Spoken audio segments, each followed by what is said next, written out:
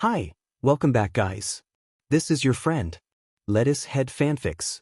Back with amazing fanfiction. This is the series of What If Deku Became the Yakuza Queen? Please give this video a like and subscribe to the channel if you want more videos like this. Now let's get into the fanfic. Parenthood, overhaul mused as he took in the aftermath of Aries' newest episode, was a pain.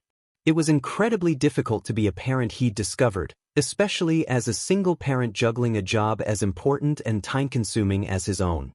He'd thought that the underling he'd left to mind his young charge was capable enough, but clearly he was mistaken if the overturned furniture, pile of empty clothing, and hysterical child were any indication. Aries' quirk was vital to his plans of curing the world of the quirk plague and restoring the Yakuza's former glory. Her ability to revert anything she touches, so similar to his own quirk, was part of what drove him to adopt her in the first place, the other being her blood relation to the man who took him in as a child. But at times like this, when he had arms full of weeping 5-year-old and a growing migraine from his overall stressful week, he regretted doing so. Chronostasis. Yes, boss. The brunette handed his apprehensive assistant the still bawling girl. Get her dressed in something comfier and less messy and meet me in the lobby. I'm taking her outside to relax while this is cleaned up. Understood, the silver-haired man replied with a nod, walking with purpose as he patted Aries' back in an attempt to console her. Left alone, the Yakuza boss sighed and rubbed his temples. When his headache reduced from a fierce throbbing to a minor ache, he left to change himself. His bark of, "Someone come clean this mess," an afterthought. With any luck he'll manage to work out a solution to this problem while his daughter runs around in the park. This, Izumi thought cheerfully as she strode away from that morning's hero fight, the kind stranger's words of encouragement fresh in her mind, is going to be a great day. It was rare that anyone supported her hobby of hero watching or dream of being a hero. Even if they didn't ask about her quirk, something she didn't possess at all, most still thought her habits were weird and outlandish. Most simply told her to be realistic and give up.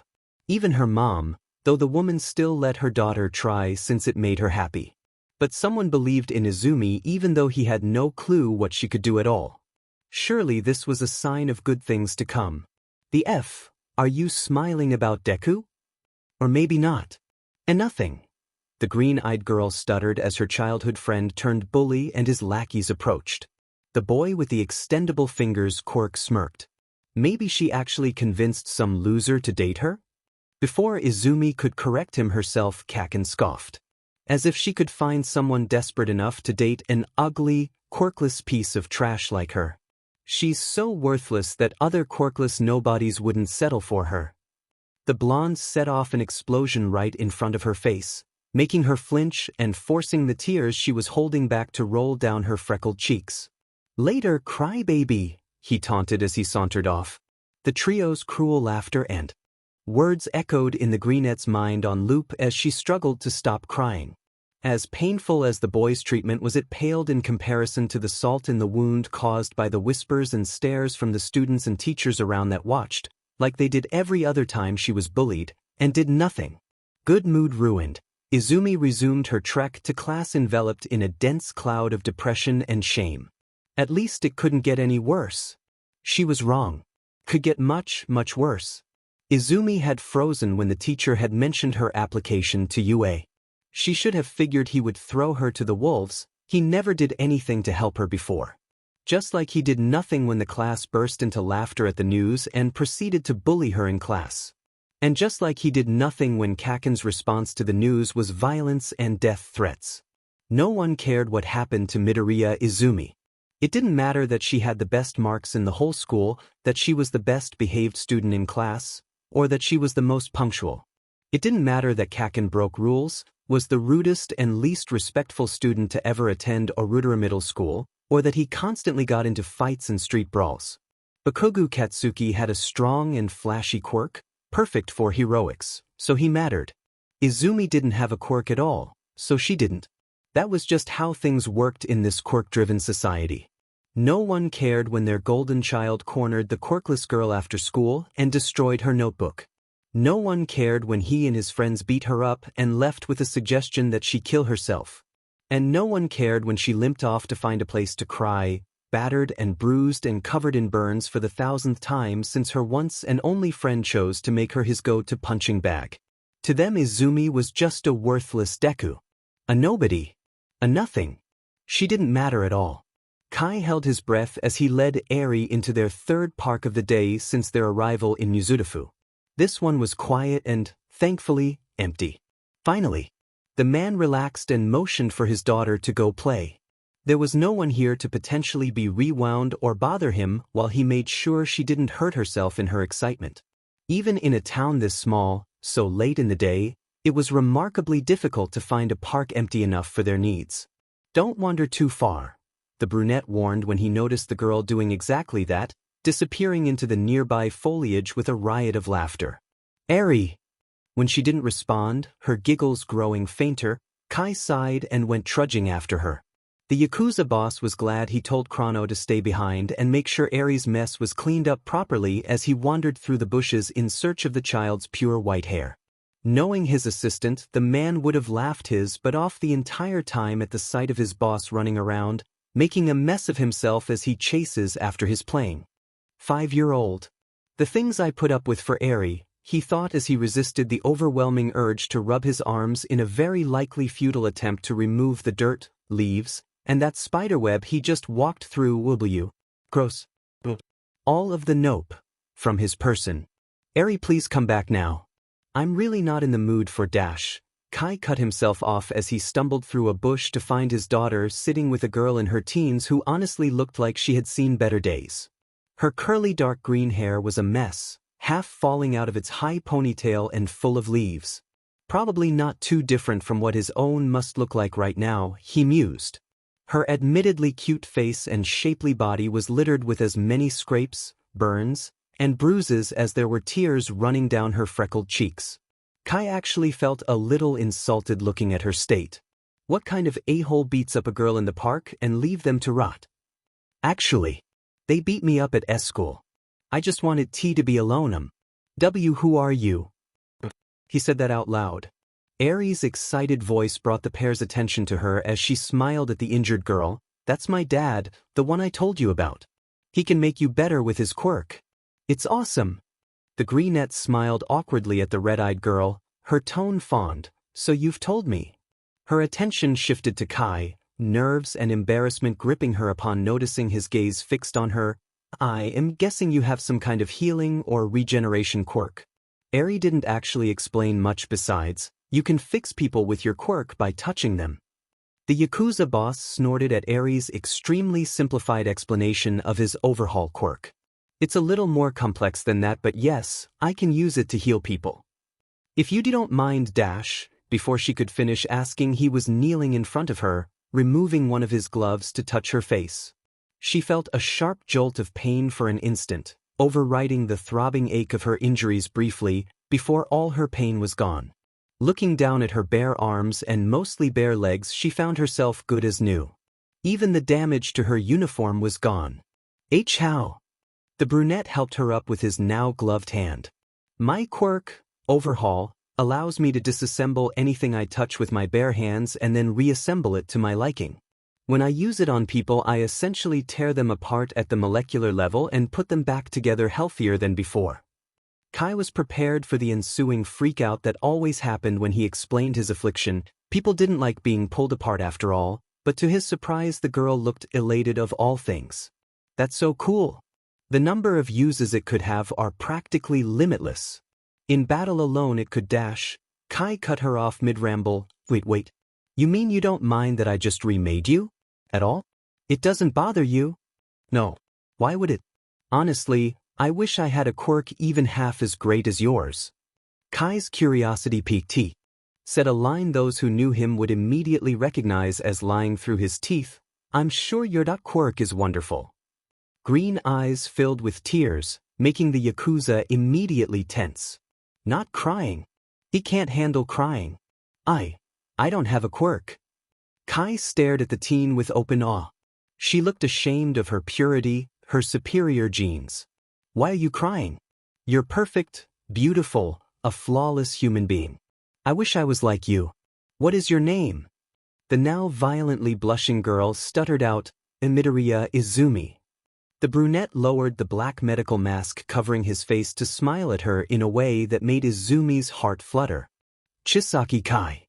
It was a pleasure to meet you, Izumi. Miss, are you okay?" Izumi looked up from her knees with a jolt and into bright red eyes. At first she panicked, thinking Bakugo, don't call him Kaken anymore, Izumi, had found her, but on closer inspection they were the wrong shade.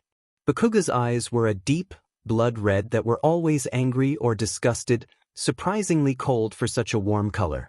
These eyes were more of a warm pinkish red, like candy or the sky at sunset. They were warm and kind. They suited the cute little girl they were attached to. Her hair was long, wavy, and pure white in color with a single curved horn peeking from her right temple. Her outfit was a white dress that made her look like a doll with shiny black Mary Jane-style shoes and matching gloves on her hands. The first thought Izumi had was, unicorns are real, I have just met one. Oh my god, she is so cute. Thanks. You're really pretty too. Especially when you smile, the little girl stated as she beamed back at the green-haired teen. Oops. I said that out loud. Thank you. Eri. I'm Izumi, the teen replied with a sincere but watery smile, picking the leaves from the child's hair when it became obvious that she wasn't going to shake her offered hand. I like your name, it's really cool and it sounds cute. It suits you. Eri blushed at the attention, looking down at her feet sheepishly. Thank you. Your name is pretty too. It means spring, right? Yeah, the greenette said with a vulpine smile, and my surname is Midoriya. It had the desired reaction, the 5-year-old bursting into giggles. Green Valley Spring? Izumi joined in until her injuries protested, drawing a hiss of pain from the teen. Eri stared at the teen with obvious worry. Are you okay? I'm fine. It's not that bad. The white-haired girl's unimpressed stare and pointed look to the elder's obvious injuries was adorable, if only because you wouldn't expect an expression that adult from such a young child. Izumi smiled awkwardly. You're pretty smart, most people fall for that. The younger girl puffed up in pride. Dad taught me how to read people so I can tell if they're lying. He says it's important. Very important. The teen agreed before wondering aloud, does your dad know you're here? You're a little young to be out this late by yourself. I made him chase me through the bushes, the girl explained proudly. He'll find us eventually. Then he can use his quirk to fix you. Fix me? Dad's quirk lets him make people better when he touches them. The child explained, eyes sparkling with excitement. It's really cool. Cooler than my quirk for sure. Izumi smiled and pet the other girl's white locks comfortingly. I'm sure you have a wonderful quirk, Eri. Any quirk can be good if you look long enough. Eri looked up at the teen, galaxies of emotion in her red eyes. But before she could respond to Izumi, a voice called out, Eri, please come back now. I'm really not in the mood for dash. The pair's attention snapped to the source, a man with short brown hair stumbling through the bushes in front of them. This must be Eri's father. Izumi mused as she took in his appearance. He had a black medical mask over his face and medical gloves over his hands. Probably a doctor. Or a germaphobe. He was wearing a green jacket with a dark fur trim on the hood over dark business attire, black button-up, black slacks, black belt, and a white tie. Despite his overt discomfort at the dirt and, is that a spider web? No wonder he looks grossed out. Most people hate spiders. Not Izumi, but she's been told she's weird. He still gave off an aura of power. Oh no. I'm crushing on a man I just met. Abort. Abort.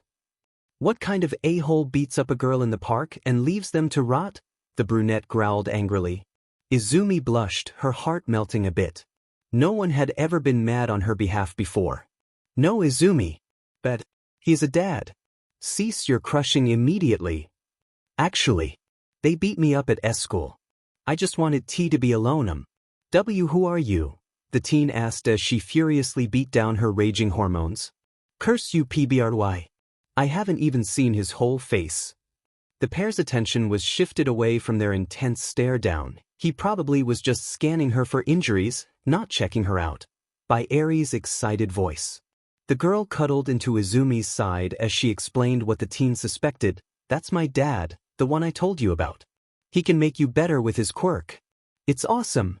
The greenette smiled awkwardly at the red-eyed girl, her tone fond. So you've told me. Her attention shifted to Eri's father, nerves and embarrassment gripping her upon noticing his gaze fixed on her. It felt like her face was on fire, her heart pounding against her ribcage as she stuttered out, I'm guessing you have some kind of healing or regeneration quirk? Eri didn't actually explain much besides, you can fix people with your quirk by touching them. The brunette snorted fondly, his eyes curving in a way that let Izumi know he was smiling. I bet his smile is nice, she thought before catching herself. No. Stop thinking about how hot he is. He has a daughter. He's probably married. It's a little more complex than that, but yes, I can use it to heal people. He explained with a fond tone in it. Very much attractive voice. It is so unfair how hot he is. If you don't mind dash, before she could finish asking, he was kneeling in front of her, removing one of his gloves to touch her face.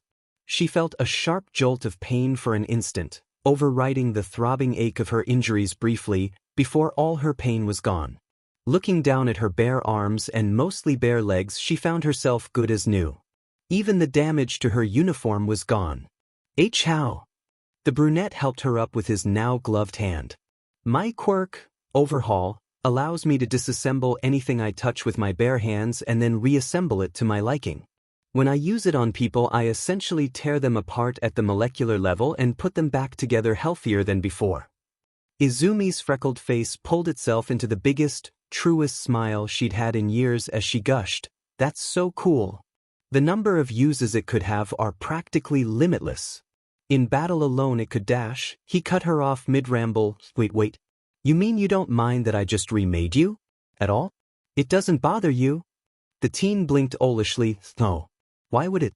Honestly, I wish I had a quirk even half as great as yours. The man raised a brow before saying kindly, I'm sure your quirk is wonderful. Izumi's mood dropped instantly, veins filling with ice water. It was happening, the conversation that drives everyone away. He was going to find out that she's broken. Eri was going to find out she's broken. As she panicked, her vision grew blurry. She was going to cry. Not wanting to draw out the pain, just get it over with, like ripping off a bandage, she blurted out, I don't have a quirk. Izumi looked up warily, tears flowing down her face. She was ready to face the anger, the disgust that always came when someone found out she was quirkless. But it wasn't there. He looked elated of all things as he reached out to wipe away her tears. Why are you crying? You're perfect, beautiful, a flawless human being. I wish I was like you. The teen blushed violently, unused to such compliments or positive attention, especially not from anyone she had a crush on. What is your name? He asked in a tone that sent shivers down her spine. Midoriya Izumi. The brunette lowered the black medical mask covering his face to smile at her in a way that made Izumi's heart flutter. He was hot under that mask. Chisaki Kai, he replied, looking at her like she was water and he'd been wandering a desert his whole life. It was a pleasure to meet you, Izumi. Izumi's mouth went dry. She had no idea how to respond. Izumi.exe has stopped working. The teen was brought back to reality by a tiny hand grabbing her own. Looking down, she saw Eri looking up at her intently, eyes pleading, play with me? Izumi smiled, lifting the child to rest on her hip as she walked. Sure. Let's get out of the wilderness first though. As the trio moved, Kai staring at the teen with an undecipherable look on his face, Izumi glanced at him and struggled not to laugh. Reaching out with her free hand, the teen carefully removed something from the man's hood before placing it on a nearby branch. It was a long-legged black, red, and yellow spider that took up her entire hand. Let's leave you here, Miss Joro. I doubt Shisaki-san wants to bring you home with him. You would be correct, the brunette admits with a shiver. I don't know how you can willingly touch that.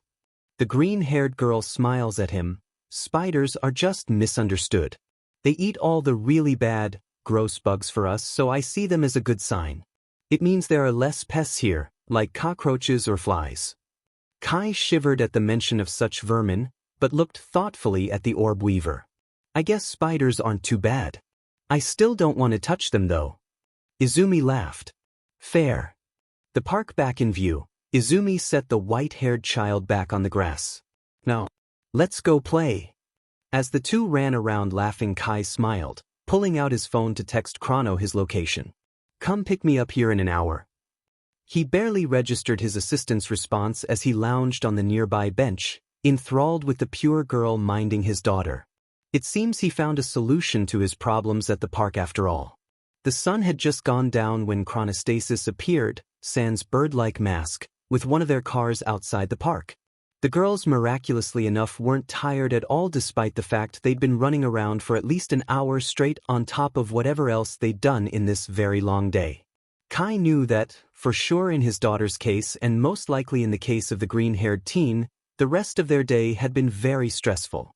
Eri, Izumi, the brunette called, gesturing for the girls to follow him. Noticing the elder's pink-tinted cheeks at the use of her first name, Kai felt a rush of satisfaction, but resisted the urge to preen like a schoolboy whose crush noticed him. He had better control of himself than to submit to such embarrassing urges. Where are we going, Chisaki-san? Izumi wondered as she carried his daughter to him at the child's insistence. Eri had never been quite so clingy to another human being before, not even himself, but the sight made the Yakuza boss more assured of his decision than anything. Odd, indescribable feelings bedimmed. Kai smiled and pointed her attention to the silver-haired man standing in wait just ahead of them. My assistant is here with a car to drive us home. I was hoping you would allow us to drive you home as thanks for entertaining my daughter. At the teen's responding nod he added, as if it were an afterthought, and you can call me Kai if you'd like. Izumi's face went redder than the child in her arm's eyes.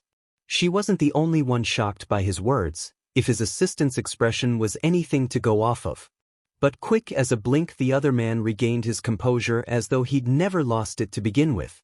Boss, the white-clad man greeted with a bow as he held the car door open, his eyes swimming with questions not aired. Kai gestured for the girls to enter first, smiling when the teen thanked him and bowed politely before she did. Catching his assistant's curious glance, the brunette snorted, "I'll explain later." Before they knew it, the car was moving to the teen's apartment, the girl in question thanking the Yakuza for the ride. Again apparently, from Kai's response. Chrono really couldn't wait for his boss' explanation, because this right here was surreal. Izumi, I was wondering if you would consider something? Kai asked, earning a smile from the teen so bright Chrono almost had to shield his eyes. Sure. The brunette stared intently into the girl's green eyes. I've recently found myself in need of a new caretaker to watch Eri. And I thought, given how well you handled her today, you would be a perfect replacement. Better even than her previous minder. The man wore a wry smile. I wish I could watch her myself, but my job is very difficult on the best of days and hardly suitable for her to come with me. Izumi wondered, head tilted in curiosity. Is Eri's mother unable to watch her as well?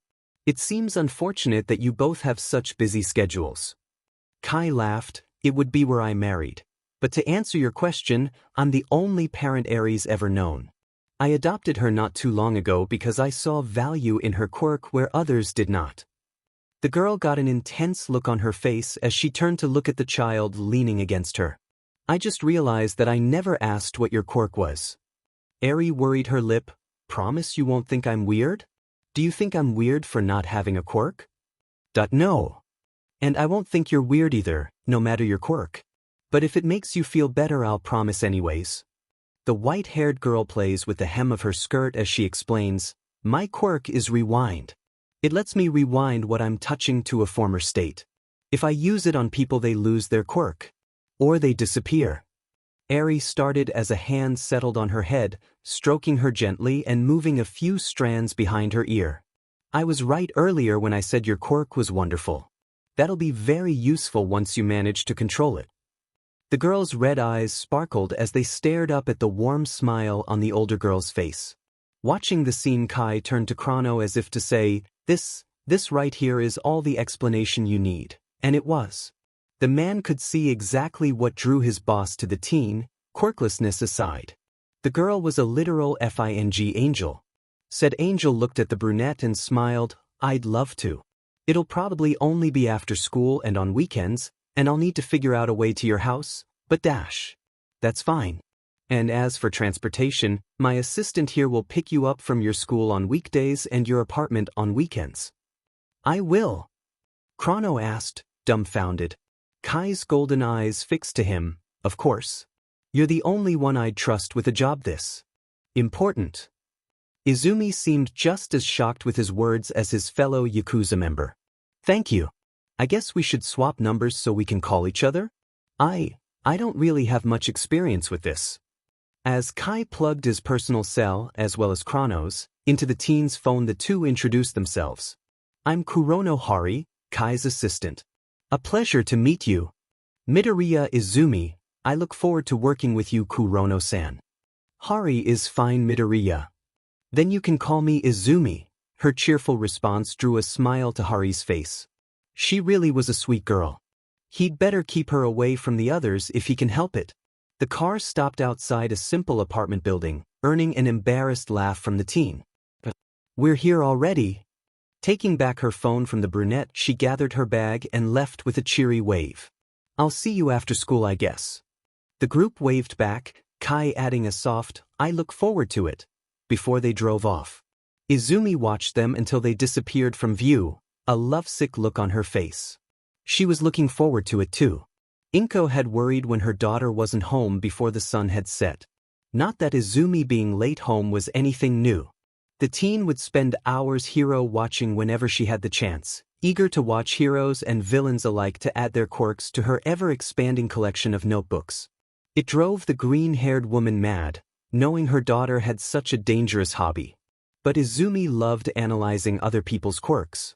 It was one of her few and most precious pastimes growing up, and Inko refused to take the only thing that keeps her baby smiling anymore away. She could live with a little stress from waiting for her every day. It's better than when she tried to play with Mitsuki's boy. At first Inko thought her husband was being his typical, overprotective doting father self when he complained about how Katsuki treated their daughter. She swore he'd threatened death upon the at-the-time toddler if he hurt Izumi a few times when he'd been there for the two's playdates. Mitsuki and Masaru thought it was cute while Inko had to cover her husband's smoking mouth with one of her hands, an exasperated, Hisashi, you know not to breathe fire in the house. You'll set off the fire alarm, said with an expression a little too fond to be truly upset. Over the years, however, she came to realize Hisashi was valid in his concerns. Once Izumi was diagnosed as quirkless, the boy and his friends turned their roughhousing and light teasing and fun into something horrible. Her little girl would come home battered and bruised and burnt more often than not. The teases that were once in good fun were now insults meant to hurt and tear her down, and then her nickname changed from Aizu-chan to Deku. The longer it happened, the worse it got. Inko started to despise that boy and his friends. She still liked his parents. They'd been her friends for ages, and she knew they hated his behavior as much as she did. She saw how hard trying to rein in their brat of a son was for them thanks to all the undue praise he got from his school, his peers, everyone else really. There was nothing any of them could do but hope the two kept avoiding each other as much as possible. Just as Inko was about to wear a hole in the floor from her worried pacing, her daughter came in through the door, completely undamaged and clutching her phone to her chest with a giddy smile on her face. It had been ages since she'd seen her baby so happy. Welcome back, sweetheart. Something good happened today? The teen blushed as she took off her shoes, the smile not dimming in the slightest. I met someone today. Several people actually. They were nice and I had fun. They moved to the dining room, the elder greenette pausing to grab their food from where she was keeping it warm, the oven. Once they were sitting, finally eating dinner, Izumi continued, Kind have a job as a babysitter now. I mean, I agreed to watch Eri-chan after school and on weekends instead of hero watching. She's a sweet girl and her father's a doctor. I think.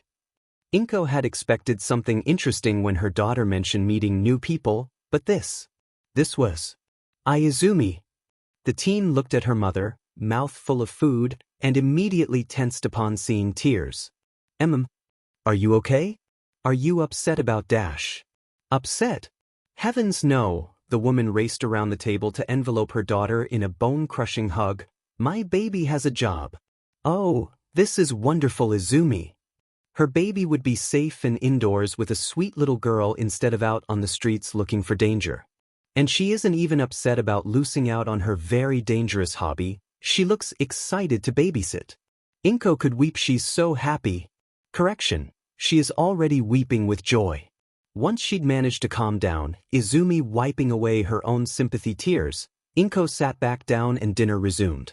Only the occasional probing question about her daughter's new employer to keep the conversation flowing. The woman learned a lot through their conversation.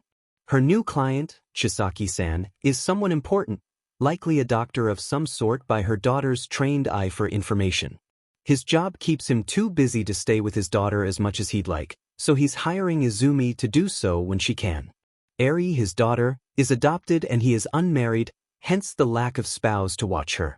The way Izumi talked about the man left Inko resisting the urge to pinch her daughter's rapidly darkening cheeks. She was starting to worry that she'd never have the joy of experiencing her baby's first crush. It was cute, but hardly surprising, that her Izumi had developed feelings for the first man to view her as the wonderful girl she was. The fact he was a doctor, a good father, and had a cute face only added fuel to the fires of hormonal desire burning in her belly. Inko, having been in a not-so-different position with her own husband in the past, reserved judgment. If Izumi finds her new boss attractive, that's fine. If her new adult boss does anything with her daughter that is not PG-rated, kisses, hand-holding, or less, in the time between now and when she comes of age. Hisashi wasn't the only one in this family who can spit fire when they're angry. As Izumi washed her bowl before going to her room for the night, Inko called, "Izumi. I'm proud of you. And I know your father will be too once he finds out." The teen blushed, "Thanks, Mom. Do you mind if I tell Dad myself? It's been a while since I talked to him." Inko smiled, shaking her head.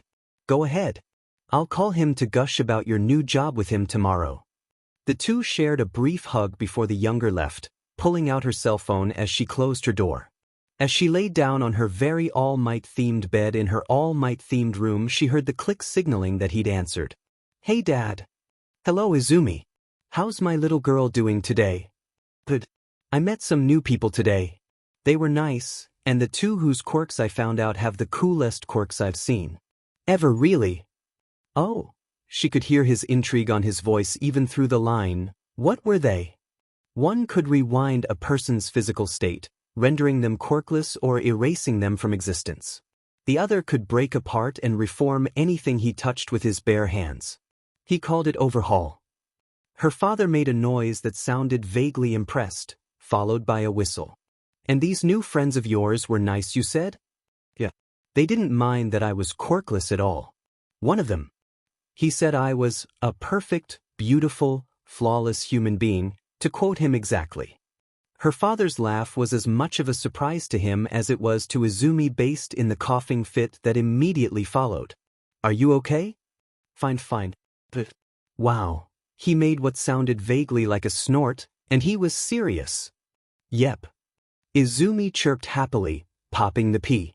"It's nice to know my princess is being treated as she deserves by someone besides me finally." The greenette blushed, not even minding her father's embarrassing princess comment. "There's more." "Oh. Guess who has a job now?" she sang cheerily. "No," he barked with an excited laugh. "Yeah. I'm watching his daughter now after school and on weekends.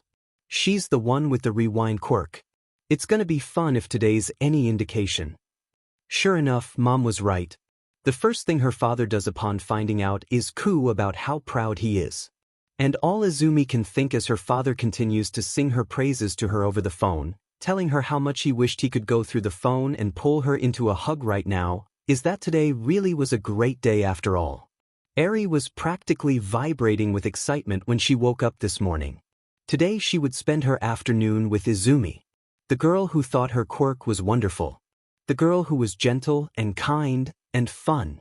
The girl who was everything the 5-year-old had imagined having a mom would be like. With how hard her dad was trying to be nice to the older girl, Eri could tell he thought so too. Maybe someday, if she's lucky, the green-haired girl would be her mom. God, Eri hoped so. With a brief moment spent to brush her hair and teeth that had become second nature since she'd been adopted, the one-horned girl ran the short distance from her own bedroom to her father's. Opening the door, she found him still asleep, arms thrown akimbo and blankets half off of him. She rarely saw the man so unkempt. Resisting the urge to laugh at his state, she steeled her resolve and ran up to do what she'd intended all along. Kai woke with a start as the air was forcibly pushed from his body. Groaning, his gold eyes opened to look up into the far too proud of herself face of his daughter. The child sat on his stomach, which she had apparently launched herself on top of to wake him, and called to him in a repeating stream of "Dad, s" and "Get up, s." She was bouncing with an excess of energy that the Yakuza boss honestly envied right now.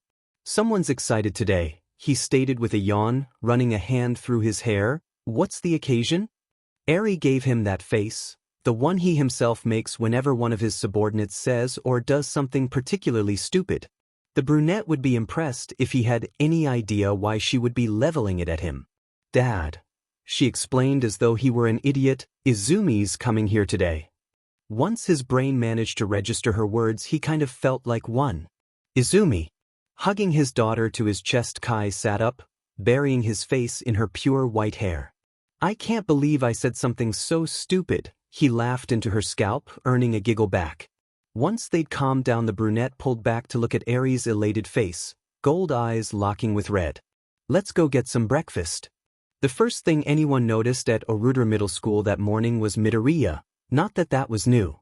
They were used to watching her get pushed around by Bakugo and his friends, seeing her cry or mutter to herself as she scribbled in her notebook. No, what drew their gaze today was something most of them had never seen before. She was glowing with happiness. Her classmates and teacher more than anyone were struck by just how cheerful she could be. She helped one girl gather her fallen books, offered a spare pencil to a boy who complained about forgetting his own, and said, "Good morning, S," and "Hello, S," as she made her way to her desk. All the while she wore a smile bright enough to light up the room. Was she always so sweet? Late as ever, Bakugo strolled into the room and immediately tensed, taking in the girl's chipper attitude with visibly building rage. For once his peers felt scared for the quirkless girl.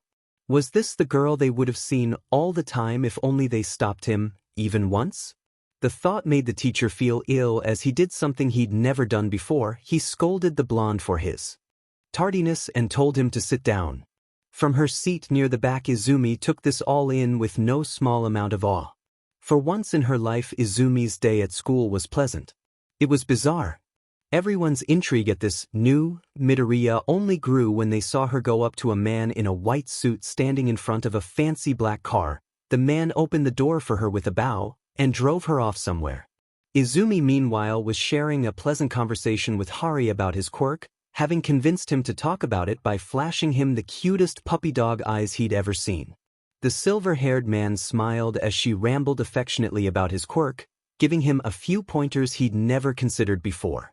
"You're very good at working out quirks and their abilities," he noted as they pulled up to the large and elegant building that functioned as their headquarters, smiling at the teen's open amazement at her surroundings. "It's a habit my dad and I share, watching heroes and villains fight and breaking down their quirks. Uses, limitations, possible drawbacks, etc." Her green eyes sparkled with excitement. "Does Kai really live here?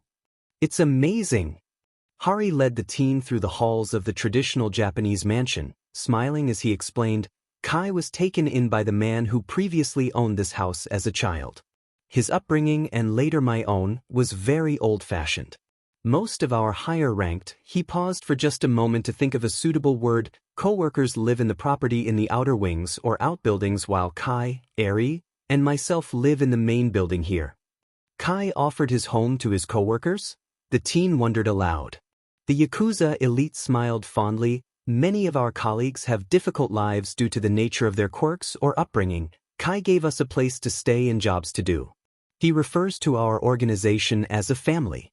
For most of us, this is the only family we've ever known." Turning to look at the emotional girl behind him, Hari finishes, "The boss has a bit of a habit of collecting strays and keeping them." When the greenette's response was to tear up, Hari panicked. "Oh no. He made her cry." That was the scene Eri and Kai walked in on, Izumi crying with Chrono flitting around her in worry. "What's going on here?" Kai asked with a bit of edge to his voice that sent his assistant paling. He was saved, however, when the teen waved off the three's concern, wiping her face with a tissue she pulled from her yellow backpack. "It's not his fault. What he said was actually really sweet. I'm just a crier. I swear, once I cried watching a cereal commercial. It's embarrassing." As the others shared a sigh of relief, Kai closed the distance between them, placing his hand on the small of the girl's back. "Thank you, Chrono. I can take over from here." Izumi let the brunette lead her. Eri latched to her side and face aflame, as she forced out a squeaky thanks to the silver-haired man. As they disappeared from sight, Hari laughed to himself. Kai probably doesn't know it yet, but one of these days that girl will be his wife. And as he strolled to his room humming the Yakuza, smiled at the thought. Kai had taken Izumi on a tour of the entire main building, pausing to let her take in the frankly gorgeous garden in the back. It had an impressive koi pond with a wisteria tree growing next to it, while on the opposing side, after a large expanse of grass, there stood a large, likely ancient, sakura tree. Adding in the Japanese quince bushes and flower beds around the outskirts of the garden, and Izumi was certain this area was a sight to behold in spring. She also knew where Kai, Eri, and Hari's rooms were now, though she had yet to see inside the latters out of the three. Before she knew it, Hari had returned to grab Kai for business work, apparently, based on his wording. Izumi had apparently guessed wrong about the brunette's career. Looks like germaphobe was the proper answer all along about the mask and gloves. At that realization, all she could think about her new boss personality quirk was cute. As the pair left, the single father added absent-mindedly that the teen was free to explore the house to her heart's content and reminded his daughter to do her homework.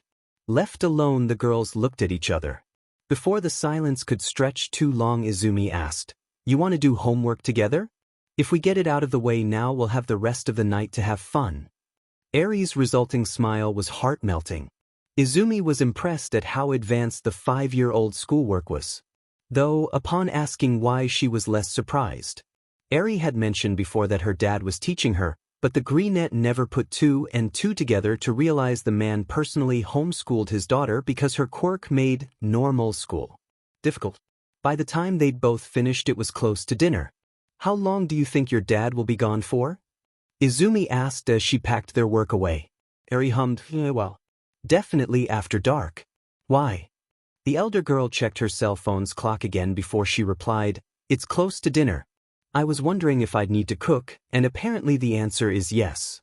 As she made her way to the kitchen, she tied up her hair in a bun, turning to the child in her care as she surveyed what she had to work with. "How good are you with spicy food?"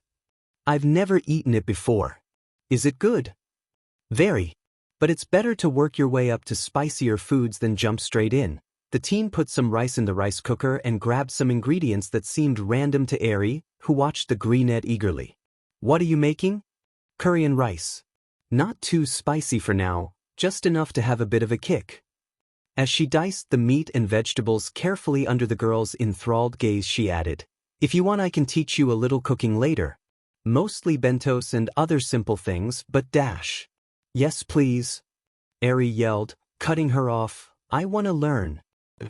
"Looks fun." Izumi chuckled, smiling fondly as she saw her younger self in the white-haired girl's exuberance. She was about Eri's age when she'd said those exact words to her mother and Auntie Mitsuki. The parallels made her flush a little. Here I am comparing mine and Eri's relationship to mine with my mother. I shouldn't like that as much as I do.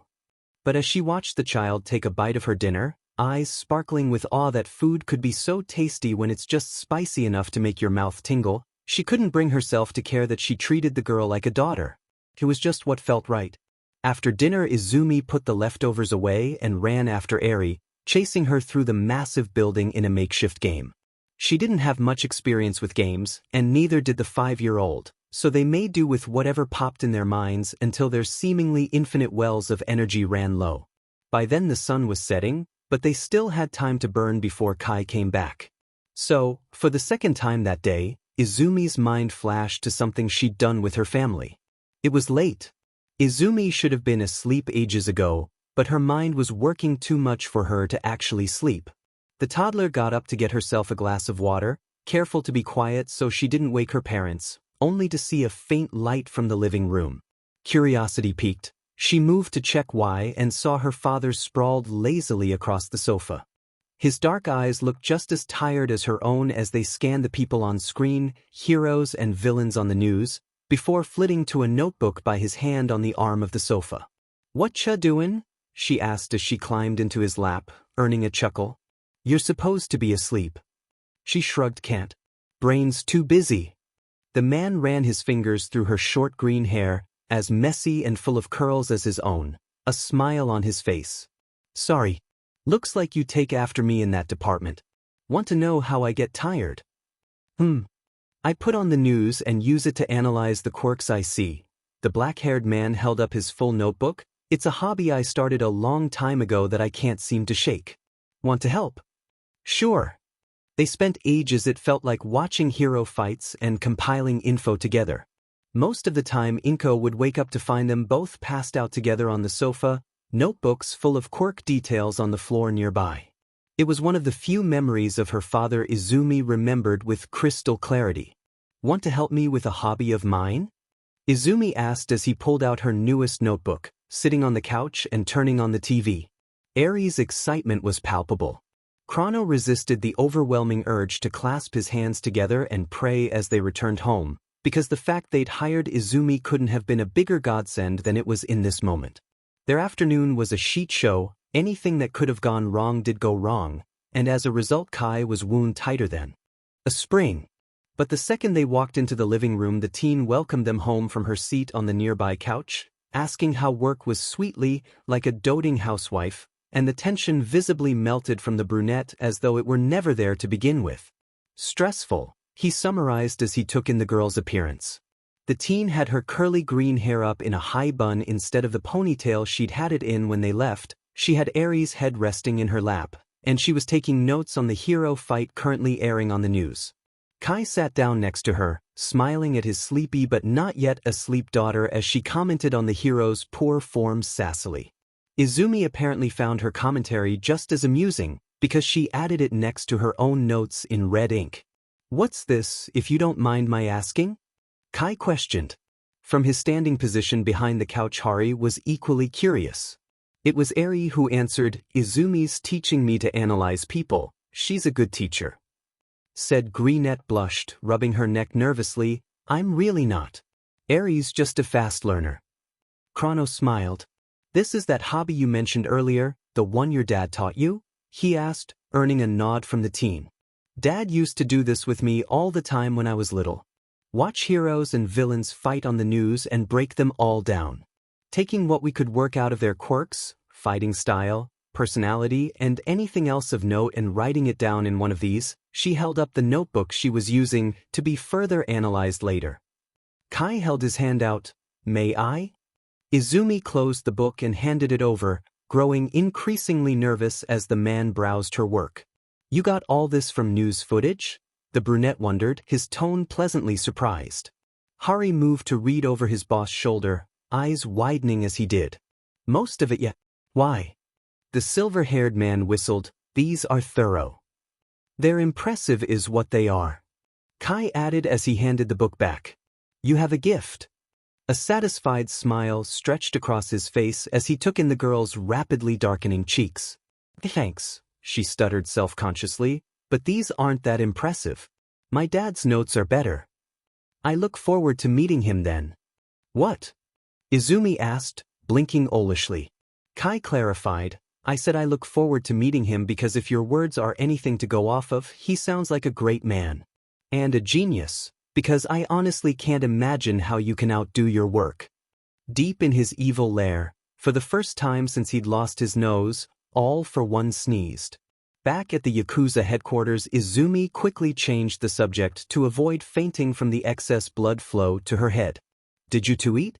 "To work, 'cause I made food. If you're hungry." Smooth Izumi. That wasn't obvious in the least. Thankfully Hari had her back. "I could eat." "Kai." "Dinner sounds lovely," the brunette agreed as her gathered up his sleepy 5-year-old from the teen's lap. I'll be back once I've finished putting this little lady to bed. Adjusting her so her head was pillowed on his shoulder, he stood. Say good night, Eri. Night. The girl yawned. Good night, Eri. I'll see you tomorrow. Izumi said as she got up to get their food ready, waving as she passed. Sweet dreams. Kai could feel his daughter's return wave as he walked. He wasn't sure why, but everything the girls did together seemed so much cuter when it was both of them doing it. As he changed Eri into her nightgown and tucked her in, he was struck by how much easier it was now that the elder girl had worn her out. Good night, Eri. Dad. The child's words, while sleepy, were no less meaningful. I like Izumi. Can she stay? Stroking the girl's white-locked head, the man smiled fondly. I like her too. So maybe one day. Night. As he got up to leave, Kai smiled. Leave it to his daughter to be the first to ask. She's too smart for her own good sometimes. But as the Yakuza boss sat down with his assistant and the amazing, wonderful, pure girl he'd met by chance, enjoying the simple but delicious meal she'd made and sharing pleasant conversation, he smiled to himself. One of these days, if she'll have me, I'm going to marry this girl. Izumi and the others got into a routine fairly quickly. Get up. Izumi goes to her now far less awful day of school while Kai homeschools Eri. Hari picks Izumi up and drops her off at the house before leaving with Kai. Izumi spends time playing with Eri. The girls cook, Eri learning simple skills and watching the elder girl work her culinary magic. Izumi and Eri relax by doing some quirk analysis until the boys come home. Eri gets put to bed. Kai and Hari enjoy a home-cooked meal despite the late hour because Izumi is a goddess among men. Izumi, Kai, and Hari enjoy pleasant conversation. Hari brings Izumi home. Everyone goes to sleep.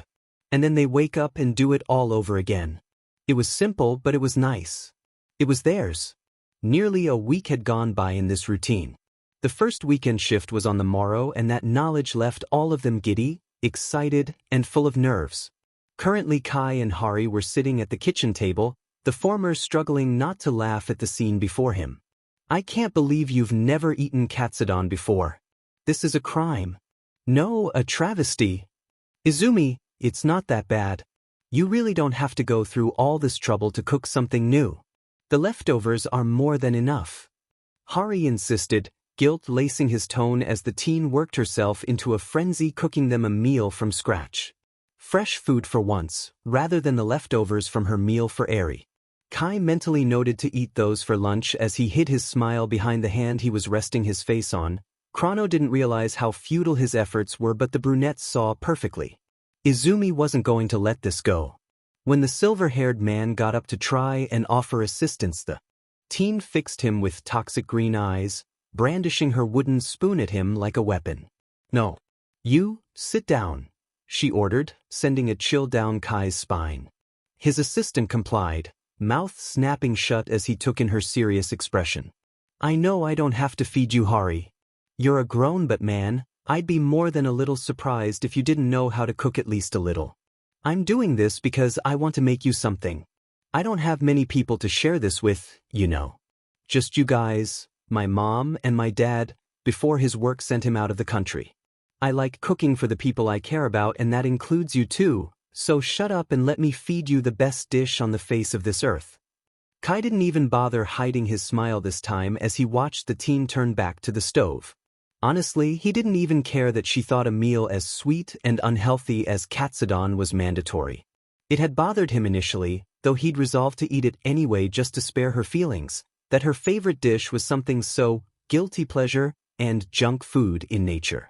It was hardly a surprise, given her age, but it was worrying. But now he realized it was the intention behind the offer that left him warm inside. She was sharing her favorite food with them, cooking for them because she cared. She liked them. If he were a cat, he'd be purring. The brunette's pleasant mood evaporated when the familiar black and white jumpsuit of Mimic ran into the room. And as the tiny, bird-like figure proceeded to scurry up to him and loudly complain about how some of their new clients screwed them over, and that the last shipment was watered down, we shouldn't buy from them anymore, the Yakuza boss screamed internally. Who's this? Izumi asked curiously from the kitchen, Curious eyes locked on Mimic's odd figure. Is his appearance part of his quirk? 'Cause it's really cute. Kai wanted to die. The earth opening up and swallowing him whole sounded lovely right now. Chrono, ever the voice of reason, took control of the situation. It is in a sense. Izumi, this is Irinaka Joy, he manages our personnel and finances. His quirk allows him to possess objects and manipulate them as he desires. Joy, this is Midoriya Izumi, the boss hired her as Aries' new minder. The teen flashed a million-watt smile. It's nice to meet you, Irinaka-san. Your quirk sounds very useful. Would you like something to eat? I'm making katsudon. Mimic blinked a few times, taking in the surprisingly domestic scene he'd wandered into before replying, sure. Thanks. No problem. As the bookkeeper moved to sit next to Chrono at the table, slipping out of his jumpsuit and into his real form reluctantly, he took note of his boss' expression. He gulped when he saw the raw anger pointed at him in those golden eyes. We'll continue our business conversation later, understood? The light-haired Yakuza, despite his larger frame and build, nodded like a scolded child. As the team set 4 bowls on the counter, sitting next to the boss to eat with them, the light-haired Yakuza member was in for another shock. Didn't you already eat dinner? The brunette asked with a tone that was equally amused and concerned. You know you'll make yourself sick if you eat too much. The brunette paused in her eating, already halfway through her bowl. With a moment spent to swallow her mouthful, she replied sassily, I know my limits. 1 bowl won't kill me. Worst case scenario, I'll get fat. Hardly the end of the world when no one's interested in a quirkless nerd like me anyways.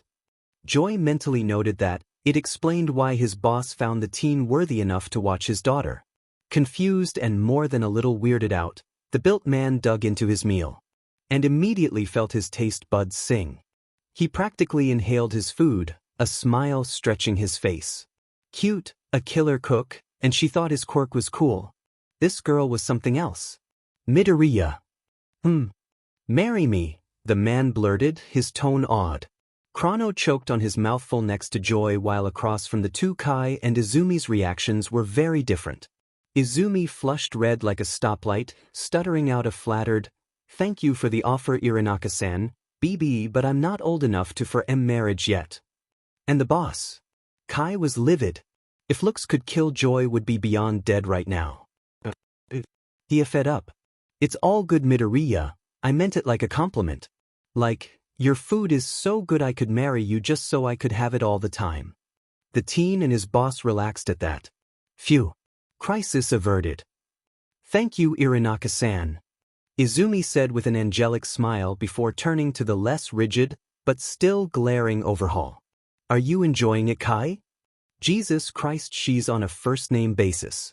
That was close. The brunette locked eyes with the girl and smiled at her with a level of tenderness he typically saved for Eri. It's amazing as always, Izumi. Keep this up and Joy won't be the only one proposing marriage, and I'm perfectly willing to wait for someone as wonderful as you. His voice took a teasing tone near the end that sent the girl blushing up a storm even worse than before. She let out a strangled squeak. That's good. The teen laughed nervously as she adjusted her black uniform. Is it hot in here? It feels hot in here. Hari once again came to the teen's rescue. I'll turn on the AC in the car, help you cool down. Good. Thank you, Hari, the brunette said as she put their dishes in the sink. We'll go after I wash these. I've got them, you go ahead. Kai insisted, walking the girl to the door with his hand on the small of her back. From his seat, Joy watched this with no small amount of awe. His boss was really into this Izumi chick. It was mesmerizing. All right. See you tomorrow, Kai. Before she left, Kai pressed a kiss to her cheek. Good night, Izumi. The teen flushed, expression going soft and lovesick. Gee, good night. As Chrono walked off. With the girl, leaving Joy with their now smug boss, the light-haired man smiled. This was probably the sappiest thing he'd ever seen in his DMN life, and he didn't even care. All he cared was that his boss was happy, hell even he and Chrono were happy, and it was all because of that girl.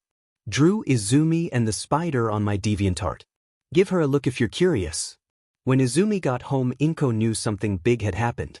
Her baby's face was scarlet and dreamy, and she had randomly sighed or giggled the entire time she prepared a bag for her first full day with Eri-chan tomorrow. The telekinetic woman had to know why. With a simple application of her pull quirk on the puzzle box in her daughter's hand, she drew her attention. One brow raised and expression amused. Inko mused with a knowing lilt to her voice. Someone's excited about something. Did something happen at work tonight? Izumi sighed dreamily, flopping back onto the sofa dramatically in a way she definitely got from Inko. I met another of Kai's coworkers today. Irinaka was nice, and he joked about my food being worthy of marriage proposals. Inko covered her mouth to hide her smile. And what did Shisaki-san say about that? He agreed. Said he'd wait to be able to marry someone as wonderful as me. As her daughter hid her flushed face behind her hands, the woman clasped her hands and prayed this was actually going as good as it sounded. Her little girl deserved to be happy. It seems her prayers were answered because the next words out of Izumi's mouth were, "He kissed my cheek when he saw me off tonight. Hisashi is going to die when he hears about this."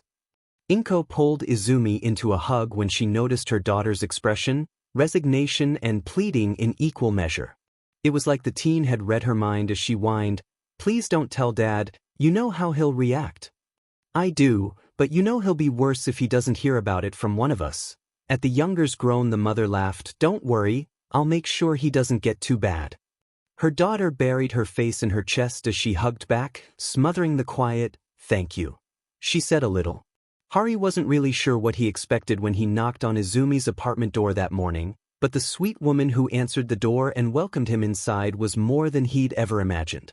The woman, Inko she insisted he called her, was like a slightly shorter, chubbier version of Izumi with lighter, straighter green hair and no freckles. She even smiled and cried at any and all emotional moments like Izumi did. "It's nice to finally meet you, Kurono. My Izumi doesn't really have many friends, so thank you for being one of the first." The woman teared up for far from the first time in the few minutes the Yakuza had been here. "Ah, sorry. I almost made myself cry again. I'm Dash." "A crier?" At her nod he smiled. "Izumi got that from you then. And I'm glad she sees me as one. She's a sweet girl. You raised her well." At the silver-haired man's words Inko blushed. "Thank you for the compliment, but that's all Izumi. She's always been a sweetheart." It seems Izumi wasn't the only one used to flattery. "Hari!" Izumi exclaimed excitedly as she joined them in the living room. "Sorry for the wait. I was in the middle of getting ready." Taking the girl's appearance, the man smiled. "Kai is going to swallow his tongue when he sees her." Izumi was wearing her hair in a French braid that had a brown ribbon covered in fabric sakura blossoms weaved into it, a tan and pink floral print skirt that was a little shorter than the black one on her uniform, a flowy white tank top covered by a loose knit brown cardigan that was left open and ended around the girl's knees, a pair of creamy white thigh-high socks that left only an inch of visible skin on her thighs, and a choker necklace that looked like a fancy leather cat collar. It even had a little cat paw tag and bell on the loop at the front. Noticing the man staring, she flushed in embarrassment. "Too much." Hari shook his head. "You look great. I was just thinking about something else, don't mind me." Bowing politely to her mother, he grabbed the teen's very full yellow backpack before moving to the door. "Thank you for your hospitality, Inko. I promise to ensure your daughter's safe return." The greenettes blinked at his serious tone on such an intense vow. Inko responded with a warm smile. "Thank you, Kurono. I appreciate it." Once she was left alone, Inko shook her head with a fond smile. "Why am I not surprised? Oh, Izumi, it looks like you inherited your mother's taste in friends in more ways than one." The woman reminisced about her own friends, the closest of which she hadn't seen since Izumi was born and missed dearly, as she sat on the sofa and pulled out her cell phone to call her husband. The second Hisashi picked up the phone, Inko spoke, "One of Izumi's work friends and I had a nice chat while we waited for her to get ready today. Kurono was a sweet man. He even promised to personally ensure Izumi's safe return. And the bow he made as he did gave me a good peek at that interesting tattoo on the base of his neck." She heard her husband sigh over the phone and continued pointedly, "Would you mind telling me how long you've known our daughter was fraternizing with Yakuza, dear?" "Since she called me to tell me about her job." He admitted guiltily, her boss is the current head of the Shy Hasaikai. Inko let out a bark of laughter. She really did inherit my tastes. You do realize that she's hoping to marry him once she's able to? The man groaned, I know. And for that I'll play nice. For now, at least. If that Yakuza expects me to just hand our princess over, he'll be in for a rude awakening. I expect groveling. The green-haired woman laughed. Oh, you aren't the only one. He needs to prove himself to each of us before I'll agree either. Inko smiled fondly. If they do get married, we'll be quite a family. This time it was Hisashi's turn to laugh. Kai ran a hand through his short brown hair as browsed his closet, mind running through a million ideas on how to win over Izumi's parents. Eri watched her dad fuss over which of his numerous, extremely similar button-up shirts to pair with his black slacks today with mild amusement that she didn't bother to hide. You could not wear a shirt, show off your pictures? The man shook his head fondly at his daughter's naive suggestion. He couldn't bear tattoos at the teen now. They're very stereotypical of Yakuza and might scare her off before he has a chance. Besides, it would be improper to walk around half-dressed. He would admit though, as he viewed his reflection in his closet mirror, his tattoos were beautiful. He bore the symbol of his Shy Hasaikai in black on the left side of his stomach, just above his hip. It was about the size of his palm and the simplest of his collection, but was no less attractive to look at. Taking up his back was a phoenix with plumes of vibrant jade, gold, and vermilion. It was perched among blooming sakura branches that stretched to overlap the back of his left half-sleeve, which was a koi pond filled with several red, white, and black fish dancing around each other gracefully. In comparison, his right half-sleeve was made up of a coiled mamushi snake, brown and striped in pattern, among peonies of various colors. All in all, he was a walking work of art. One would think that he, a severe misophobe, would find the process of inking one's skin permanently distasteful. They would be wrong on that assumption. The inks used by his preferred parlor are safe, naturally based, and made with either ethanol or purified water. The tattoo gun and area one is inked in are sterilized thoroughly between customers, and the ink is handled in a way that ensures it remains uncontaminated as well. Ink pots and needles are new and sterile every single time and are not reused. While the tattoo is fresh, it is wrapped to avoid infection and kept that way until healed, with only the exception of the once-a-day application of moisturizer to keep it clean and properly healing. Tattoos can be done clean. It's very easy to get them that way actually, just expensive. Kai would rather his work be done well than cheap any day. Shrugging, he grabs a dark pine green button-up for the day. When Chrono walked through the door, Izumi on his heels, Kai immediately felt his mouth go dry. Her outfit, despite revealing very little skin, was remarkably secretary. He could only see a sliver of thigh, her hands, and most of the area from just above her cleavage to her face, save for what little of her neck that collar she was wearing covered, and holy F, don't get him started on how hot that collar was. But that in itself only seemed to make those glimpses of skin all the more exciting. To top it all off, the first thing his daughter said when she saw the teen was, "You match." Izumi's wearing brown and has green hair while Dad's wearing green and had brown hair. Well, she wasn't wrong. The pair burst into laughter at the realization. What are the odds? Remarkably low, but I suppose luck plays a part. Kai responded as he reluctantly pulled on his fern green coat.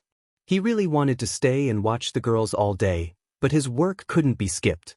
Before he left, Izumi returned the favor from last night, kissing his cheek as she wished him a good day. The brunette blinked as his brain fully registered what just happened. Flushing pink and tongue-tied, he stuttered out, "Thank you, Izumi. See you later." As he walked out to the car, he noticed Chrono pointedly looking away, struggling not to laugh. "Shut up." His assistant, wisely, said nothing. Izumi smiled as she sat with Eri in the living room, pulling out several boxes from her bag. The younger girl's red eyes sparkled when they took in the puzzles and board games. "You brought all these to play with me?" she asked, voice heavy with emotion. "Yep," the greenette replied, popping the pea. "I also bought you one of these, since I like to play with my own a lot." The gift in question was a small cube made up of several smaller cubes. At Eri's curious look, the teen explained, "It's a Rubik's Cube." You see how there's 6 colors? Each color is supposed to fill a side. You're supposed to turn the cube like so. She paused to demonstrate with a few movements, until all the sides are complete. Just don't be disappointed if that takes a while, it's surprisingly difficult. Eri didn't seem deterred by the warning in the slightest. If anything, she looked determined to solve the cube as quickly as possible.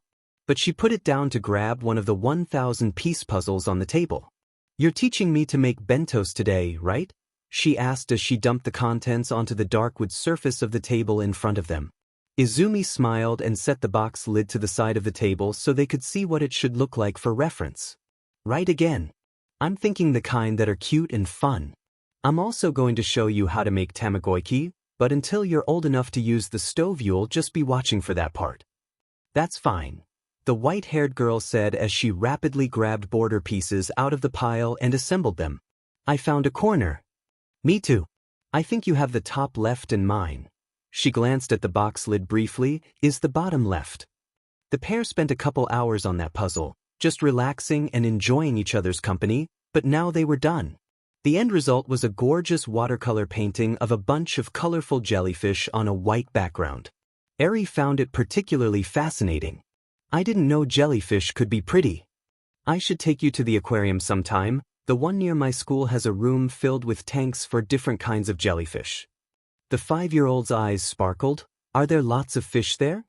Izumi smiled as she noticed the child's enthusiasm. "All kinds of fish, some sharks and rays and octopus. They even have some dolphins and seals last I checked. They might have more since last I visited, it's been a while." As they tidied up the puzzle, Eri excitedly asking a million questions about the aquarium and all the animals in it, the teen smiled. "Maybe Kai will be able to come with them when they go. We are going to get in so much shit for this if the boss finds out." Setsuno muttered as he and the other 7 Expendables snuck into the main building of the house through the gardens at the back. Rappa, sick of the blonde's whining, hissed, "Not if you don't find out we won't. So shut up before you get us caught." "Sorry."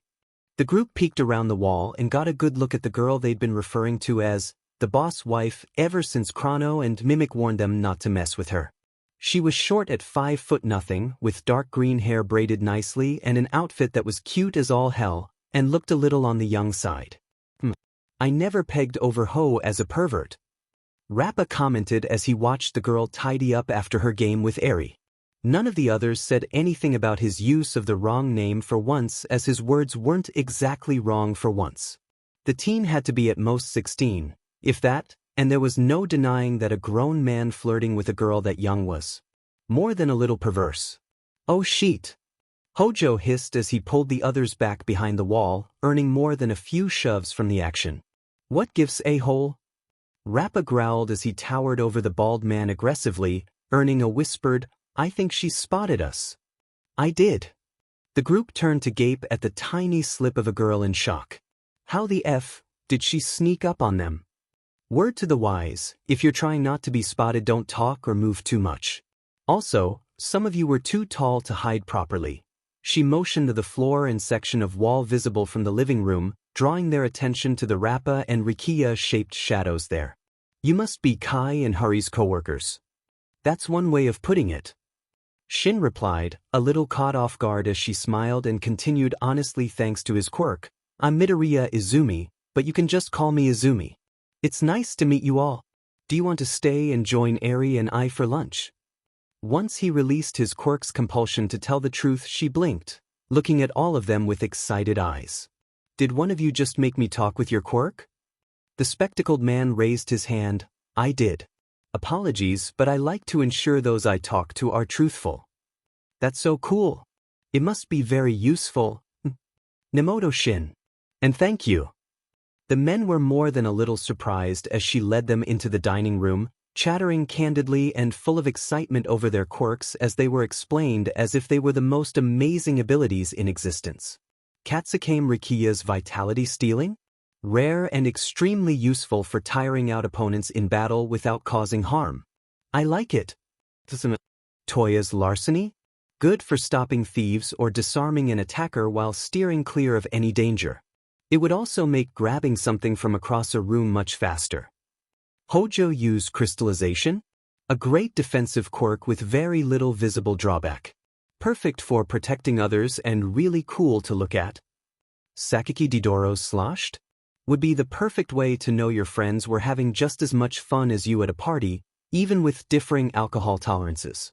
You'd be very popular at clubs and bars, I think. Tengai Hekiji's barrier quirk? Another quirk excellent for defense. You must be very good at stopping fights peacefully. Rappa Kendo's strong shoulder? Great for hand-to-hand fighting, heavy lifting, and anything else one could use their arms for really. You'd kick some serious but as a professional fighter. I did actually. I switched from ring fights to here cause till I elbowed him in the gut to cut him off, earning a dirty look from the bigger man. The boss man kicked my butt in the ring. That's never really happened before, so I stick around here for the chance to beat him someday. Izumi paused in her gathering of cooking supplies in the kitchen nearby to gaze at Rappa with open disbelief. Kai beat you in a fight? At his responding nod she spaced out a bit before shaking herself back to reality. The entire time the Yakuza could practically see the gears turning in her head as she tried to logically explain it. Were quirks allowed in the ring? Yeah, it was underground. Pretty brutal actually. The rush was worth it though. The others internally screamed at Rappa's words. Leave it to him to say the least acceptable thing possible. But to their surprise the teen didn't bat an eye, continuing in a light tone. That would explain how Kai beat you. I'm guessing he used his quirk to disassemble you and then put you back together once his win was logged by the judges. As though she were talking about the weather rather than the very serious matter of Rappa's brief yet very real PRD of non-existence at the brunette's hands. Once the brawler confirmed her suspicions, she turned her gaze to Tabe. And you? What's your quirk? The messy, black-haired man blinked at her. His voice came out quiet and vaguely hysterical, as it always did, as he muttered out, Tabe Sormitz, my quirk is called food. I eat and eat and eat. Always hungry, never full. At his response the teen had a sympathetic but no less warm smile on her face. That must be hard, always being hungry. You can still taste everything though, right? Yeah. The greenette leveled him with a curious look. Would you mind helping me test my recipes? I like to experiment with my cooking and it's nice to have a second opinion sometimes. They're never bad, so you won't have to worry about that. It's just nicer to share meals with friends, you know. She got flustered and started muttering nervously, I mean if you want to be friends. Sorry for just assuming you'd. Except, I'm kind of bad when it comes to talking to people. Rambling puts most people off and I'm a huge nerd that asks invasive questions about other people's quirks. But if you want, I'd like to be friends, Sorry. I'm rambling again. I'll shut up now. Sorry. Tay blinked again and smiled. Despite how unsettling it looked, the teen smiled back no less sweetly. At the ravenous man's quiet, I'd like that. Her smile brightened, leaving the group clutching their hearts dramatically. She was so FNG cute. Eri meanwhile stood next to Izumi in the kitchen, on top of a step stool so she could reach the counter, with a growing smile. Izumi deserved to have friends, so as long as these ones were nice to the teen, Eri would be happy. Tugging on the greenette's skirt she asked, What are we making? Green eyes locked with red and turned playful before returning to the men. When was the last time any of you ate a homemade bento? They were curious but replied honestly. Izumi wasn't surprised when the unanimous answer was, a long time. She smiled like a fox. Well, we'll just have to fix that, won't we, Eri? The girl smirked back as the boy's curiosity grew. As the teen pulled out a bunch of bento boxes, a few of them caught on to her implication. You aren't planning on making one of those for each of us, are you? Setsuno exclaimed as the teen taught the younger girl how to properly use the rice cooker. That's exactly what I'm doing. I'm also going to set aside 3 more. Kai, Hari, and Irinaka can eat those once they get back. As they sat and watched just how much effort she was putting into this, the Yakuza all thought, this girl is an angel. Joy walked into the main house with open worry. Well, as much open worry as his puppet body's face would allow to show. He had returned about an hour ago to keep an eye on the others for the boss, knowing them too well to trust them to leave the girls alone. His fears were apparently valid, since he hadn't been able to find the 8 menaces anywhere they should have been on the premises. He had hoped he would have been able to keep them busy until Overhaul got back, but apparently it was too late for that. Tiny body flooded with adrenaline, he raced into the living room, worried about what he'd find and hoping the girls were fine. And he walked into the strangest thing he'd ever witnessed in his already very strange life. All 8 Yakuza elite were seated at the dining room table with the girls, a pile of freshly emptied bento boxes stacked neatly next to the kitchen sink.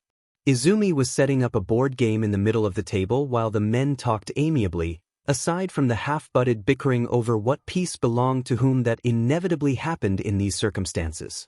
The greenette noticed his unique form and perked up. Irinaka. Hey. She pointed to the fridge. There's a bento for you in the fridge if you're hungry. Want to join our game? Aries opted to sit out and a few of the guys are just watching, so there's room for you if you're interested. As he unfroze and moved to grab his lunch, she sang teasingly, if you join I'll let you be the banker. It was then, having shed his jumpsuit and sat down across from the girl between Shin and Tengai, that he realized what game they were playing. You're playing Monopoly. We used to be playing Go Fish, but it was getting a little boring after a while. The teen explained, coaxing a laugh from Rappa beside her. That's cute, considering that you and the kid consistently kicked our buttes. From her seat in the older girl's lap, Eri grinned smugly as she fiddled with her Rubik's Cube. Izumi meanwhile flushed with embarrassment, rubbing the back of her neck nervously with a chuckle. I'm just lucky. I still swear you cheated. Setsuno stated as he finally won his argument over which piece he would be, the dog of course, as if he was going to be the FING boot. Shin chuckled, we already checked Setsuno, the only one who cheated at all was you. Or did you forget? The blonde glared at the dark-haired man with a pout. I hate you. The lack of venom in his tone left the others ignoring him with fond smiles. Joy chuckled and placed the boot down, grabbing the bank. I'm in. Izumi's smile was worth whatever headache he'd get keeping the others' cheating fingers out of his stacks of vibrantly colored bills all game. Kai and Chrono weren't sure what they expected when they got home today, but this definitely wasn't it. Izumi was grinning like a shark as she accepted a wad of vibrantly colored bills from a shell-shocked Joy. Rikia and Rappa were roaring with laughter on either side of the teen while all the others were either weeping dramatically or whooping excitedly. Eri, despite being in the teen's lap, was very much absorbed in the Rubik's Cube in her hands that she was well on her way to completing. What is going on? He asked curiously, more confused than upset by what he was seeing. Everyone turned to stare at him at his question.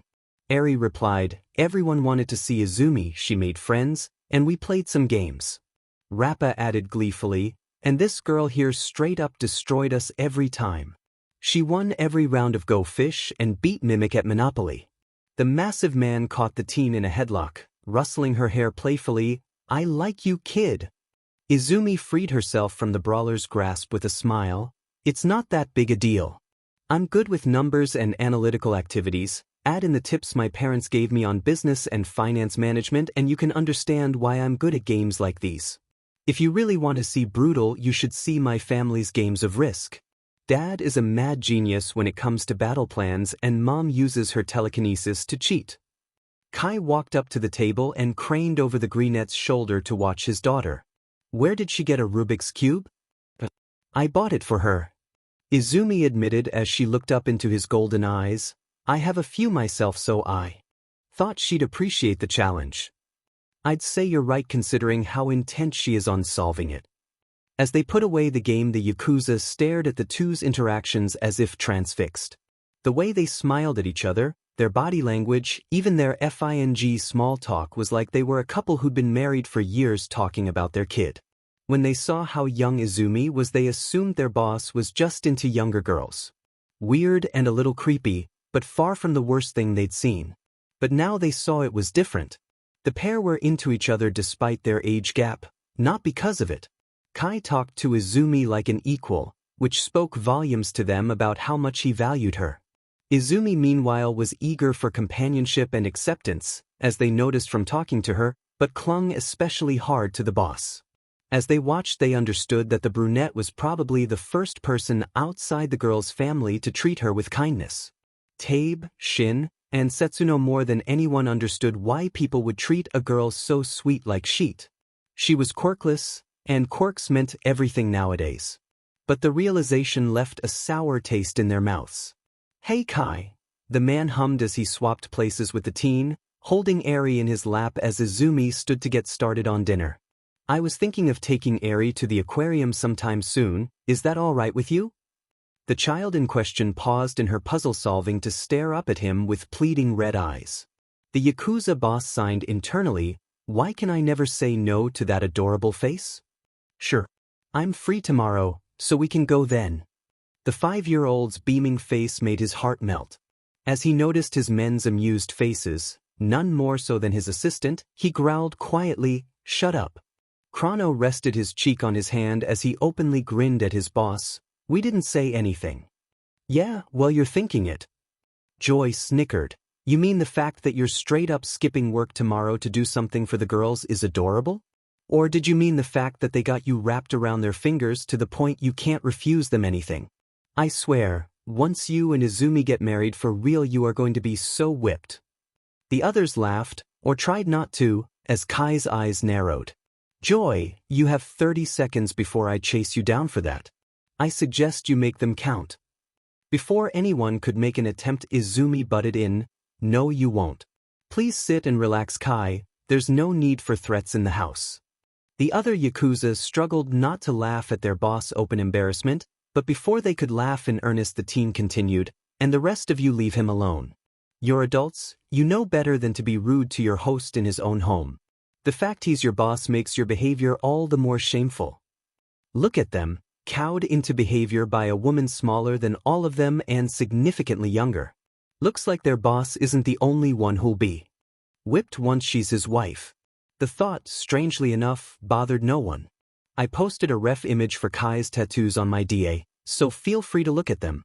When he went to pick up Izumi for their outing date at the aquarium the next day, Kai became acquainted with her mother. Inko was simultaneously exactly what he expected the teen's mother to be like, and not at all what he expected. As he sat on the couch and chatted with his potential future mother-in-law while waiting for Izumi to get ready, Eri asking her a million questions, likely the reason she was taking so long, the woman stated seriously, "I never thought I'd be giving this talk to a Yakuza boss, but I expect you to treat my little girl with respect, young man." Gold eyes fixed the small woman with open shock, earning a laugh.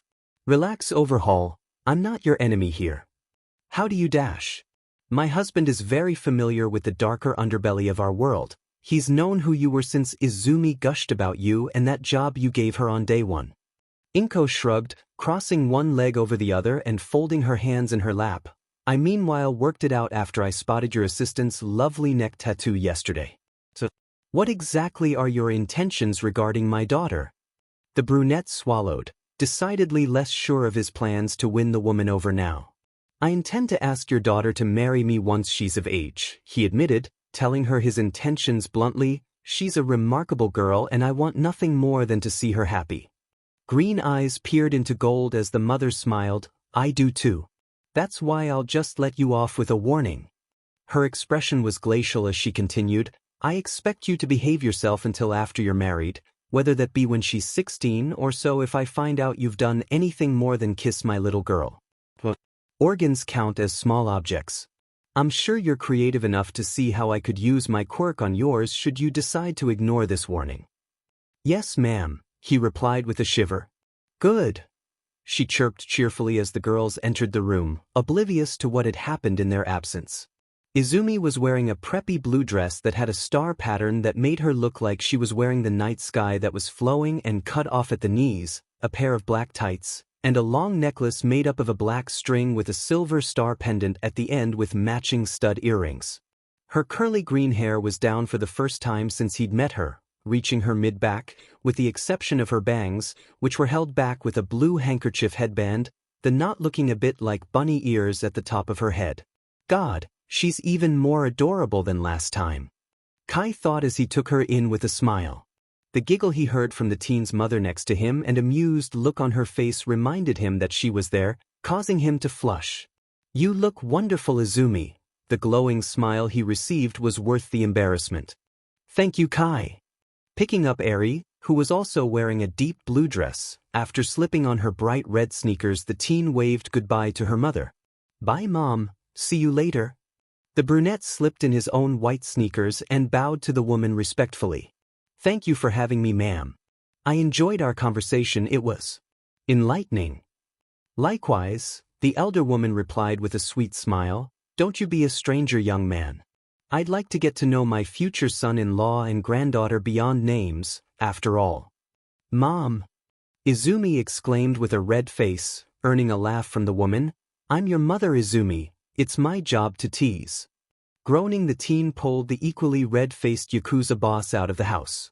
"This is far larger than I expected," the brunette stated as they finished paying, walking into the main room of the Muzutafu aquarium to take in the massive aquarium inside with no small amount of awe. He didn't know you could make a tank big enough to keep whale sharks, but there were 3 of them slowly dancing around a small mountain of coral-covered rock. The many schooling fish sharing the area glittering silver in the imitation sunlight from above the water. Izumi giggled as she watched both Kai and his daughter stare at the spectacle with the same impressed look on their faces. "It is pretty amazing what they can do in public aquariums. I take it you've never been to one before?" "No," the man replied honestly, glancing at the teen. "Luckily I have you to guide me." The brunette blushed but played along. "Well, if I'm playing tour guide today, then we should get moving. There's more to this place than a whale shark tank, impressive as this one is."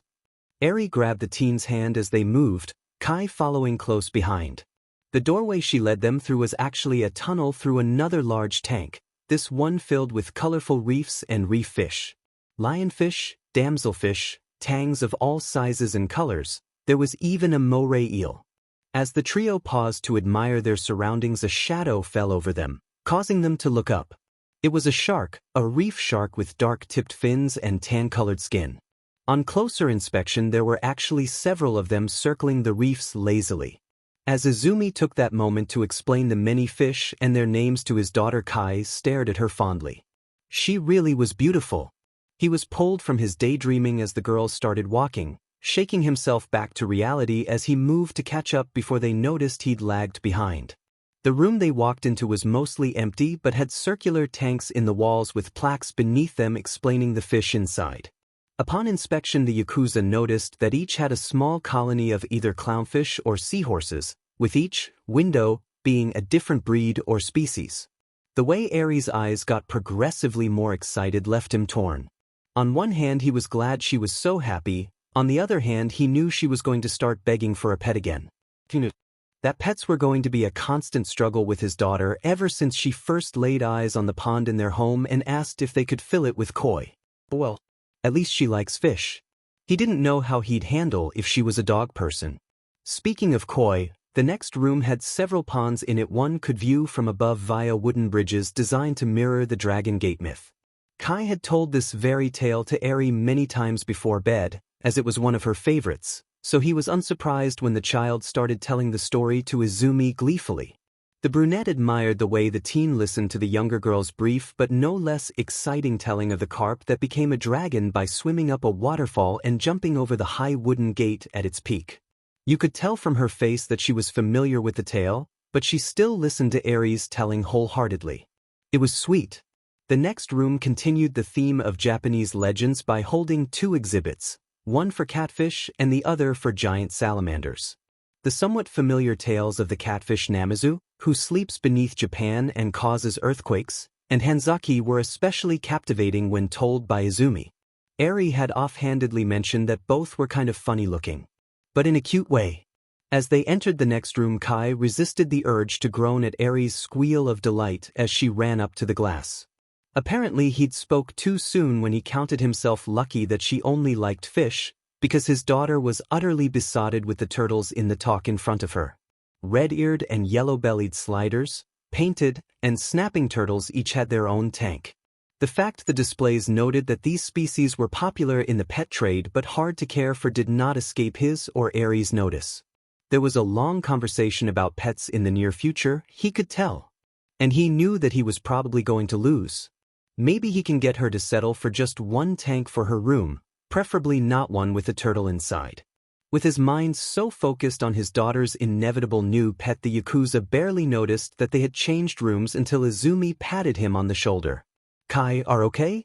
You spaced out a bit there."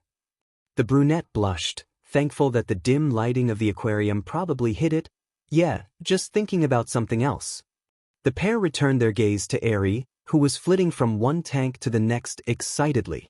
First was the giant Pacific octopus, whose exhibit was themed like a sunken pirate ship based on the treasure chest and shipwreckage to function as a hiding place.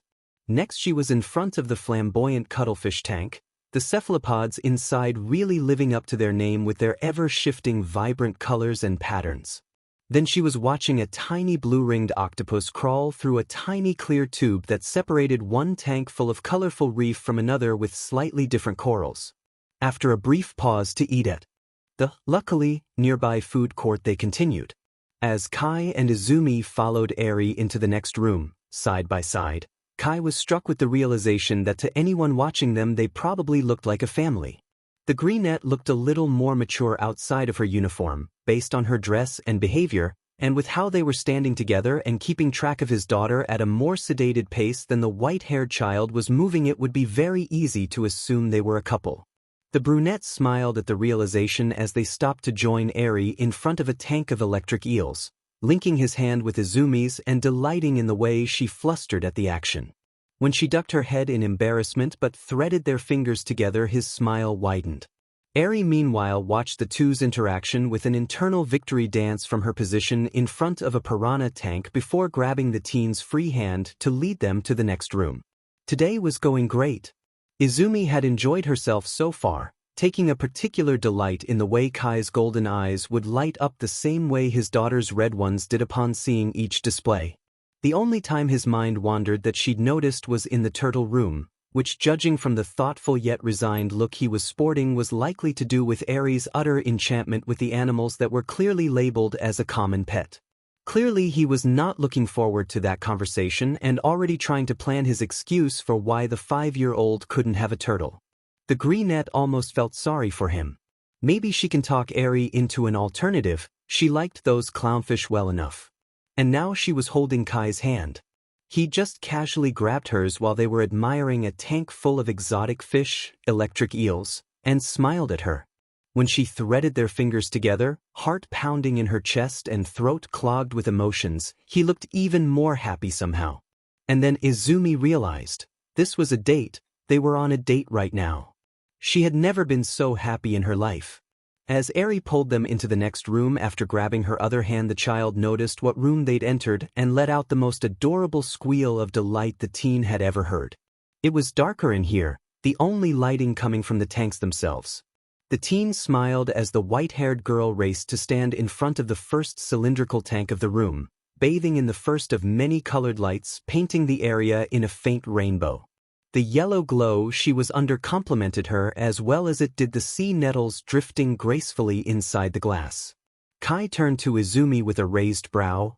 "I didn't know she was so fond of jellyfish." "Did you?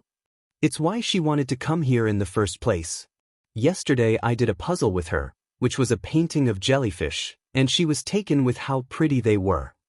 Once she'd finished explaining, the brunette turned to stare at the creatures himself. "I guess they are rather nice to look at," he admitted as they moved to the next tank, which was full of mauve stingers in pink and purple lighting, as he finished, relaxing. After watching each type of jelly, moon, cauliflower, crystal, white-spotted, flower hat, upside down, blubber, manowar, cannonball, blue, CB, and a giant tank taking up one wall filled with Nomura, the trio moved on, though the youngest kept looking back wistfully. The next room, however, was different. This one had a low pool filled with small rays and other sea creatures in an imitation tide pool, only free of any potentially dangerous encounters one could have in a real tide pool, that had a sign nearby. "Touch us." Kai looked decidedly less on board with this idea as they got closer, though Eri had already stuck her hands in, intent on touching everything but still being gentle. Izumi stuck her free hand in to curiously slide a circular ray flying by and immediately gasped, "Kai, you have to try this. They feel so soft."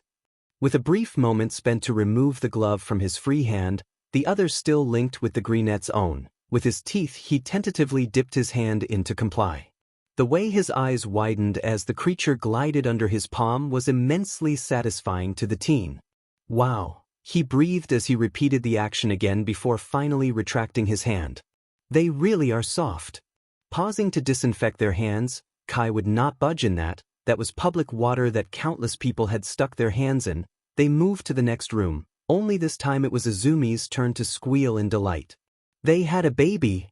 In the massive tank swam 3 orcas, 2 adults and 1 much smaller baby. As she vibrated with excitement between them, Kai and Eri shared a look. Izumi really was adorable. As they watched the tiny calf, likely very young based on its size, playfully swim around her mother and father, Izumi's eyes sparkled.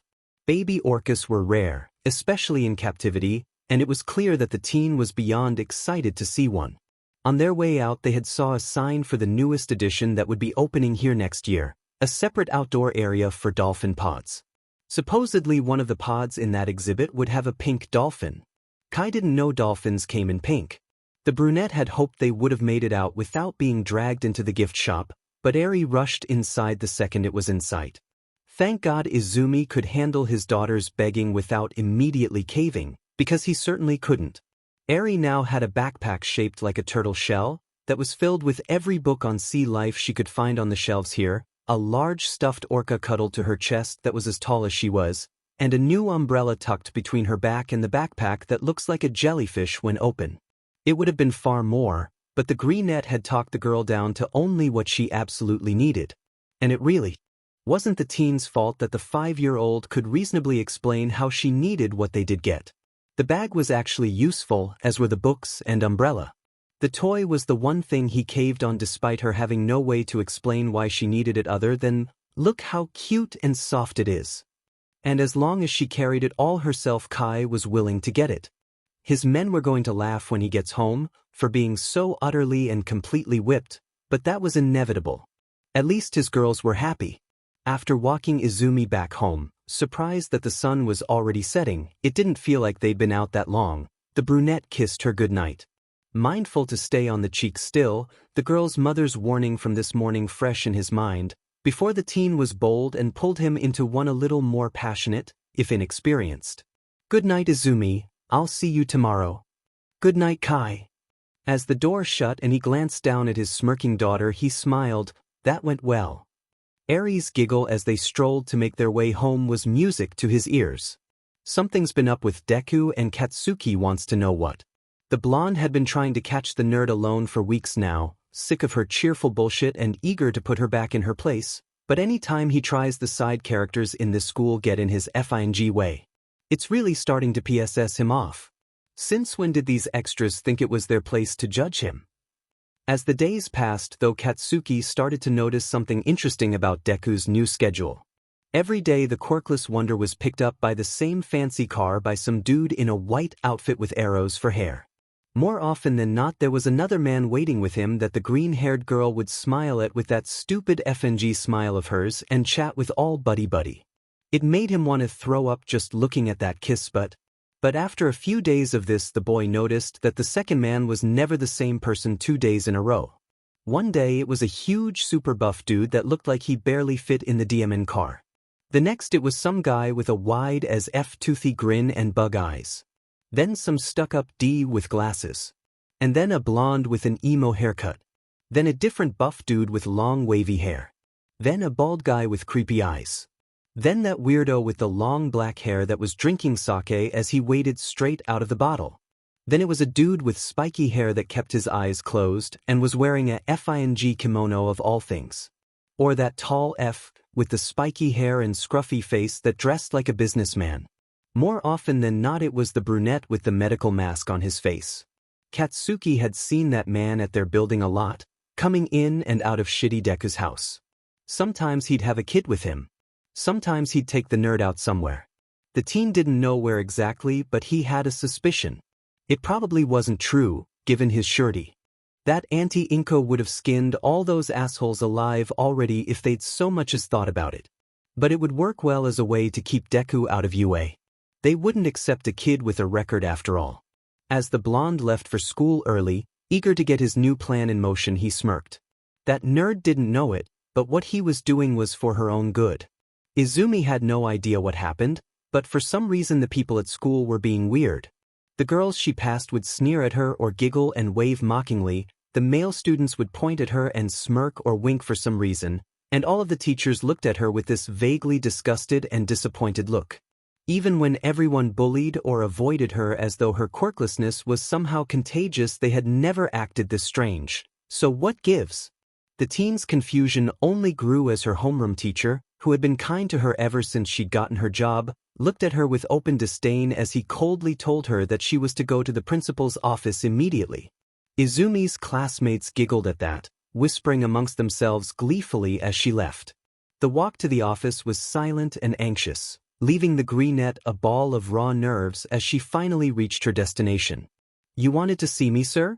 the teen asked quietly as she entered the room, freezing like a deer in the headlights as she took in its occupants.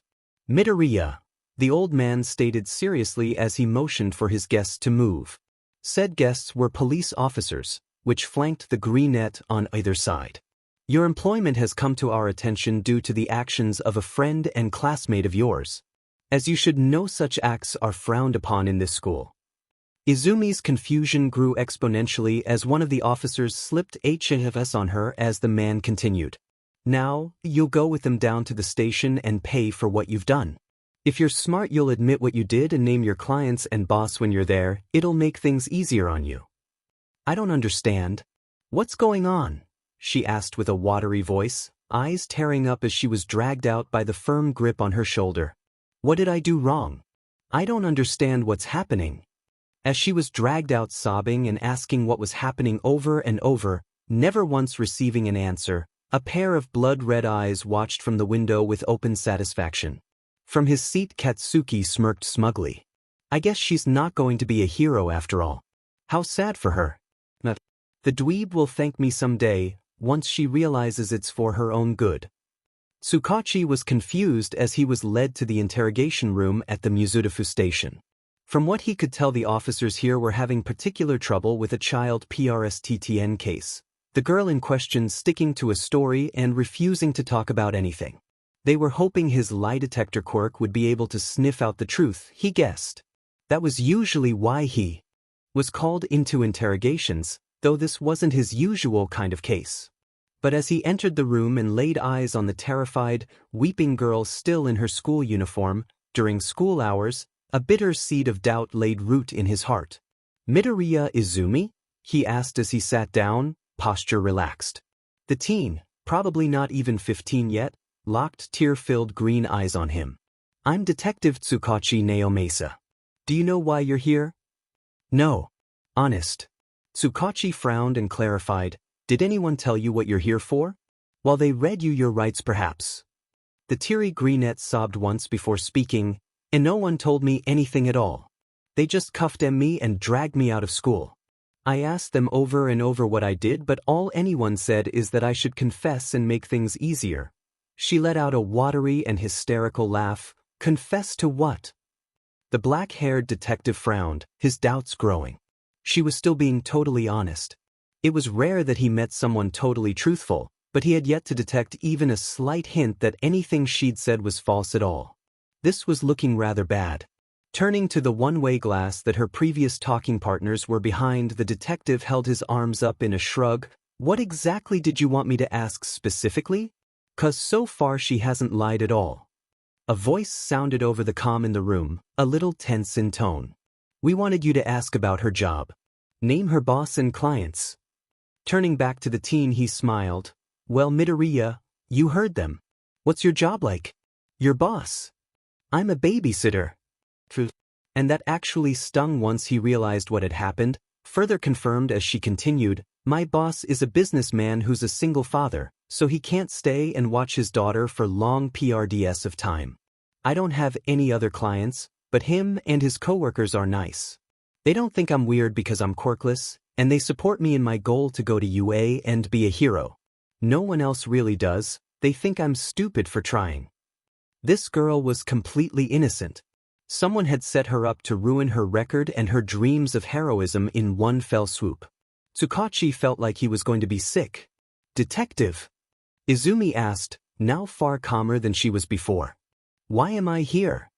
The man cringed and told her up front what had happened. Your classmate, a boy who referred to himself as your childhood friend, made your school aware that he had concerns about you and your new career. He noticed her tense, a knowing glint in her eyes. The school called us to investigate, as he had said it was something else which is heavily frowned upon and punished.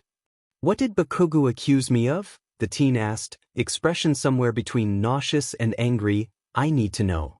Please. Tsukachi frowned but complied. He accused you of peering with multiple older men. At first Izumi was blank, cold and void of expressions. Next came indignation and anger, which barely lasted a second. Settled back in sadness, crying like she'd been before. Only now her wails were painful, agonized and dripping with despair. That was when he knew the teen had realized why he'd done it and what it would mean for her. Her childhood friend had ruined any chance of her achieving her dream in the most spiteful, vicious way possible. The detective moved to comfort her, patting her shoulder, only have the greenette latch onto him and sob into his chest. Stroking her hair as she wept, he stood there, a pillar of much-needed strength in her moment of agony. It's okay. It'll be okay. And it would. He'd make DM sure this was fixed. As Tsukachi made some calls, and yelled at his coworkers that handled her case improperly, after the teen's newest bout of crying had finished, Izumi sat, now free of HNDCFFS, in the detective's office at the station. She leaned back into the surprisingly comfy swivel chair as she scrolled through her cell phone's contacts. The greenette knew she should call someone to vent about what happened and get a ride home. But she didn't know who to call. Does she call her mother first? No. She'd freak out when she finds out, maybe hunt Bakugo down like a jaguar hunting a gazelle before skinning him alive. Izumi would come home to find the blonde's head mounted on the wall as a trophy. Her dad wasn't much better an option.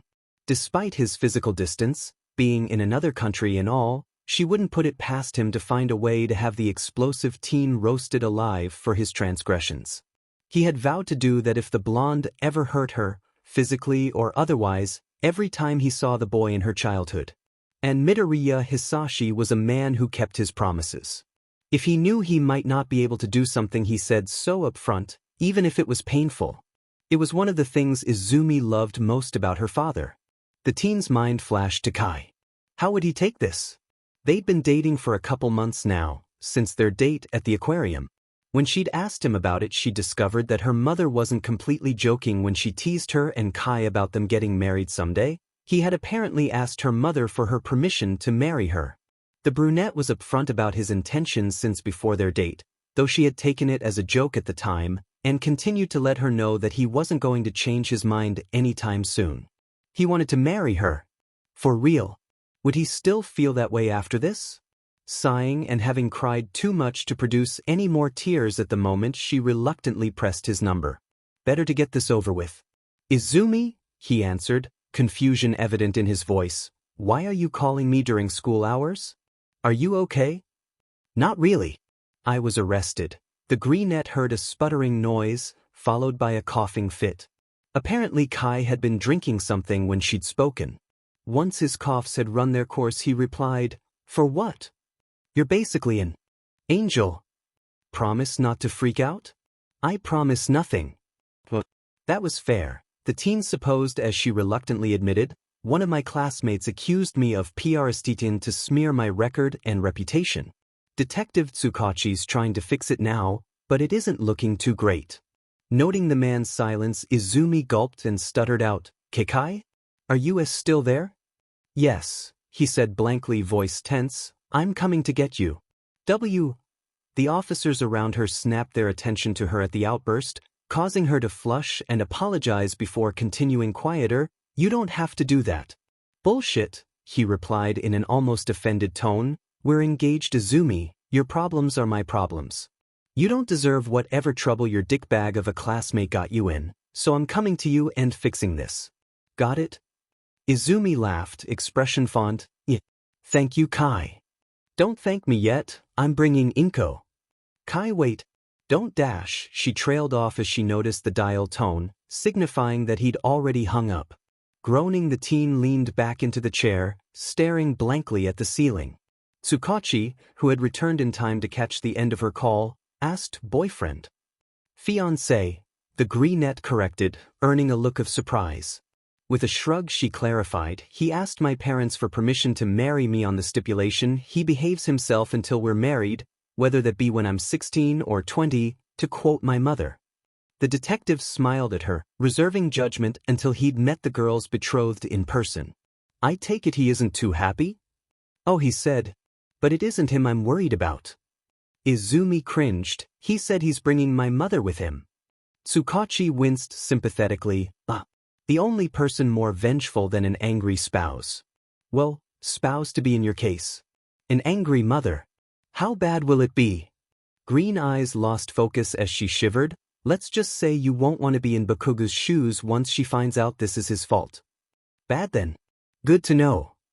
You may want to nail some things down." Izumi's strange words of warning were about to be questioned when a woman that was very obviously the girl's mother stormed in, a young brunette man close on her heels staring at her with visible wariness.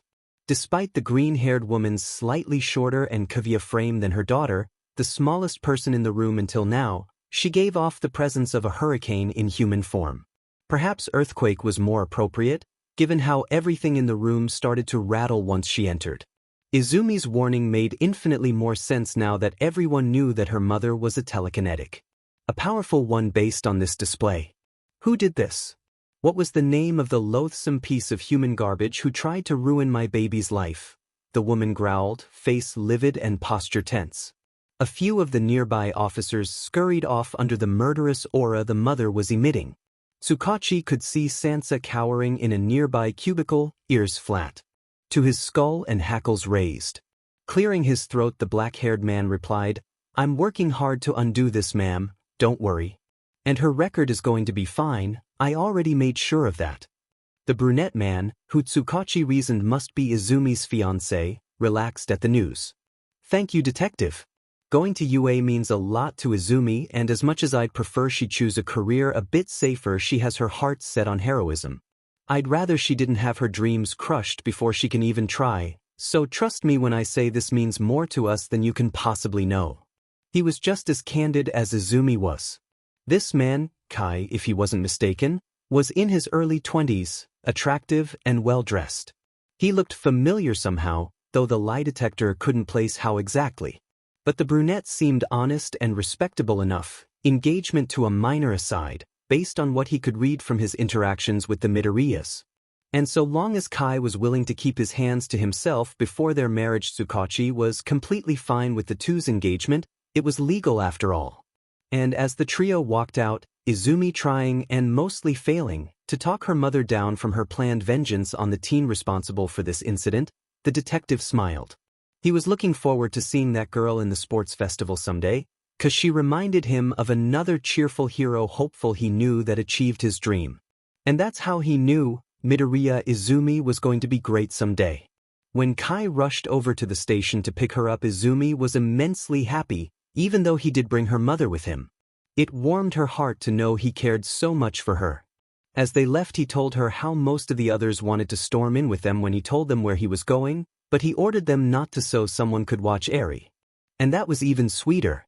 She'd never had anyone but her parents care so much for her before she met the brunette and his subordinates, and the longer she knew them the more she realized that how they treated her was supposed to be normal behavior for friends, and in Kai's case loved ones. It made her reflect on her previous friendship with Bakugo, always reaching the same conclusion: the blonde and her had never actually been friends. It hurt when she realized that. Kai and Inko had immediately taken the teen out to a cafe for lunch to decide the fate of her childhood. Something in school. Izumi didn't mind her mom's plan to sue the school and teachers for their awful behavior. The greenette probably wasn't the only student being mistreated under their view, and she was too apathetic towards them after this newest backstab to care if this hurt their reputation. If they cared so much for their image, they should have tried harder to keep it and done their FING jobs. As she sipped at her tea, contemplating her mother's many planned punishments for Bakugo, Izumi sighed. Death and maiming are illegal and far too harsh. Mom. Well, what do you suppose we do instead? We can't just do nothing, Izumi. Kai watched the two glare at each other warily before suggesting, a restraining order is a start. Inko's green eyes turned thoughtful as she rolled the idea around in her head. That's a good idea actually. Izumi breathed in relief, shooting a look of thanks to her fiancé. She then shrugged, unfortunately there isn't much else we can do where he's concerned. Even if we try to get him in trouble for this, not only was he not actually mentioned by name, giving him plausible deniability, but he's a minor and therefore probably wouldn't get more than a slap on the wrist anyways. At their responding sour looks she added, at least we know Auntie Mitsuki is going to punish him for this, maybe forever. Inko snorted at that. Oh, she's going to ground that boy, till he's 30 and tan his hide once she finds out. Masaru will be worse though. He may be quiet and gentle at heart, but he's a force of nature when he's angry. And he will be angry. Once they were done eating, the trio left, Inko moving back to give the couple some space when the brunette gave her a pointed look. Izumi, I want to tell you about something. Noting his serious tone and nervous expression, the brunette worried, is it bad? Depends on your definition of bad. That wasn't very reassuring. It's actually about my job. Well, me and all the others' jobs really. The teen was openly confused at first, but remembered that time she'd walked in on a meeting a week ago while chasing Eri. Is this related to those masks you were all wearing last week? In part. Kai stopped walking and faced Izumi. I've been meaning to tell you for a while, but didn't really know how to. I'm Yakuza, a Yakuza boss to be specific. The brunette blinked. Is that all? Gold eyes stared at her with open shock.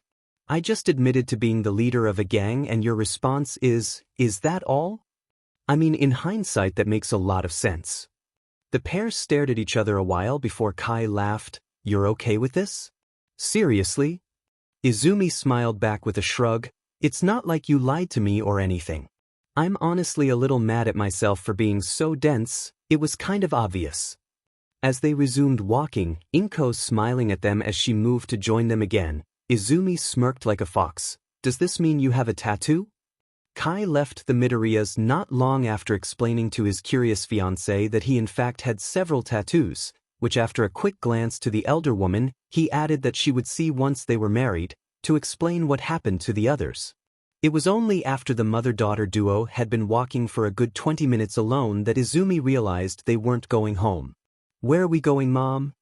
Inko turned to her daughter as they strolled through an alley that looked pretty sketchy and smiled. I'm taking you to visit an old friend of mine from before you were born. He used to work with me and your father, but now he just works with Hisashi sometimes. She walked up to a back door with a faded sign and pulled it open, gesturing for the teen to go in first. I considered him my best and closest friend. He was possibly more excited about my PRY with you than your father and I were. Really? Izumi asked as they walked through the dimly lit halls towards faintly playing lounge music. Why haven't I seen him around before? His quirk makes his appearance a little intimidating to look at, so he's a little shy. Plus, he's a total workaholic. Never leaves the place.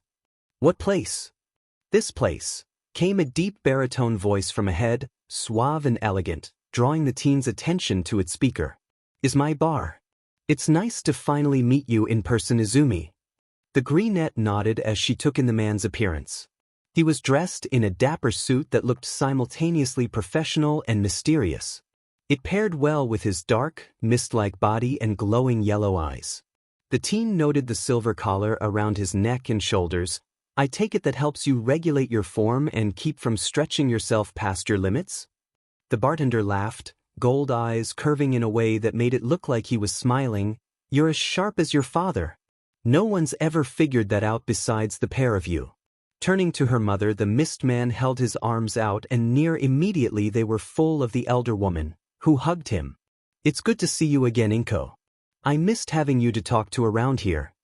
I missed you too, Kurojiri. Pulling back, the woman smiled. How's babysitting? I believe you're watching my husband's student, if I'm not mistaken. Shigaraki Tamura. The man confirmed with a nod. He's usually cooped up in his room playing video games. Izumi sat on one of the stools at the counter and watched the byplay of the two adults catching up a bit before butting in. "Excuse me, but what is going on exactly?" Inko turned to her daughter, blushing as she realized she'd gotten off track. "Sorry, sweetheart. I got carried away." Sitting next to the younger brunette, the woman continued, "Your boyfriend isn't the only one who wanted to tell you about their job today." "So you used to work in a bar?" the teen guessed, earning a chuckle from both adults. "Yes and no," Inko replied, using her quirk to juggle a few nearby shot glasses playfully. "While I did work a fair amount behind this counter with Kurogiri, it wasn't the job I'm referring to. I wanted to tell you about my work as Eben Pull." Izumi gasped, green eyes glittering. "The vigilante?" But she was the strongest telekinetic in the field of heroics in generations. Her capture record was the highest among female heroes and has yet to be surpassed by another, despite her not adding to it in over 10 years. "Glad to know you do your homework on more than just heroes," the elder female stated before waving a hand dismissively, "and for the record, that strongest telekinetic in generations. Spiel people started is mostly false. My quirk may not need line of sight to work, but it does help. And I can only lift objects I can carry myself, since it relies on my physical strength. It was really how I used it that made me such a force to be reckoned with. My boyfriend is a gangster and my mother is secretly a badass. Any other shocking revelations for me to process today?" the teen asked jokingly, only to jump when the nearby screen turned on to display a familiar silhouette half hidden in shadows. "Oh, so long as you're asking, I could tell you some secrets of mine." Izumi gasped as she noticed the medical equipment in frame, hooked up to the man she still remembered as a pillar of strength. "Dad." "Hello, princess, it's good to see you." "Well, here you anyways." Izumi frowned. Did her father's side of the call screen not have video? But as he leaned forwards, she saw the reason for his response, joking in tone as it was. Her father was missing most of his face. "What happened?" she asked tearfully, touching the screen. Judging from the gasp her mother made, she was just as unaware of her husband's state. "Work incident 5 years ago, remember?" Inko sobbed and snapped at her husband. "You said it wasn't bad, Hisashi. This is dash. Considering who did this to me, I think I'm lucky this is the worst of it." The scarred man let out a heavy sigh. "I'm bummed about what it means for fire breath though, can't use it when I have respiratory issues. It's a shame. That quirk was easily one of my favorites." Izumi raised a brow. "You say that as if you have more than one quirk. But that's impossible. No one can have multiple quirks. Unless they had a quirk that let them take other people's quirks to use themselves or give to another." The teen caught on quick, remembering her many combs through the deep web through the years. The 200-year-old immortal. But he was a villain. "Indeed I am. Though that's just the label the government slapped on myself and everyone else who wasn't one of their chosen, true heroes, back during the purge. Most people nowadays don't realize it, but most of the so-called villains they caught and locked up back then used to be heroes or vigilantes. And the prisons they were sent to were hardly humane. They used to experiment on the quirked inmates to figure out how their quirks worked. It was horrible." It was about halfway through the very familiar-sounding ramble that Izumi realized her father used to monologue about back in his day, like this all the time when she was a kid. "Hey Dad," she asked, continuing when she noticed he was listening, "It's good to see you. I missed this. Just, you talking about something from way before I was born like an old man while I listen. It's nice." The faceless villain smiled, which his daughter noted hadn't changed since she saw it last, and replied, "I missed you too, princess." The family's catching up was interrupted as a slouching figure shuffled into the room, tired and mildly annoyed. "What the hell is going on in here? I was actually asleep normally for once." Izumi took in the older boy's appearance. His pale blue hair was long and wavy, a decent amount falling in front of his face. His red eyes were half-lidded and surrounded by deep bruising and wrinkled damaged skin that made him look like he hadn't slept properly in his life. Judging by his earlier comment, that may be an accurate assessment. He had a scar going through his right eye and the left side of his lips, which were chapped and looked like he's chewed them a lot in a nervous habit. And, as if the scarring weren't distinctive enough, The man had a single beauty mark on the right side of his chin that contrasted heavily against his deathly pale complexion. He would be cute if he took a little more care of himself, the teen mused as she noticed him scratching at his scar-covered neck in a nervous tick. Grabbing his wrist to stop the action, unaware to everyone else's immediate tensing at the act, she stated, "Stop that. You've already drawn blood, any more scratching and you'll do some serious damage." The tired boy glared down at her, despite his poor posture still towering over her. "Who are you?" Hisashi took over, trying not to show his worry as he explained, "Tamura, that is my daughter Izumi." At the pale boy's dawning look of surprise he continued, "Izumi, this is my apprentice Shigaraki Tamura. I took him in when he was about 5 after he was orphaned." The greenette looked up at the elder youth, who looked far less bothered with her now. "So, that kind of makes you my older brother then?" "Guess so," Tamura replied, carefully retracting his hand from her grip. "Word of warning for the future though, grabbing me, especially near my hands, is a very bad idea." "Jumpy," the teen joked, an apologetic look on her face. The blue-haired man smiled, though it looked a little spooky with the state of his face, among other things. "My quirk is touch-activated and not very pleasant to experience. My standard reaction when grabbed is to use it on the one invading my personal space, so you're pretty lucky I didn't act on impulse and grab your wrist."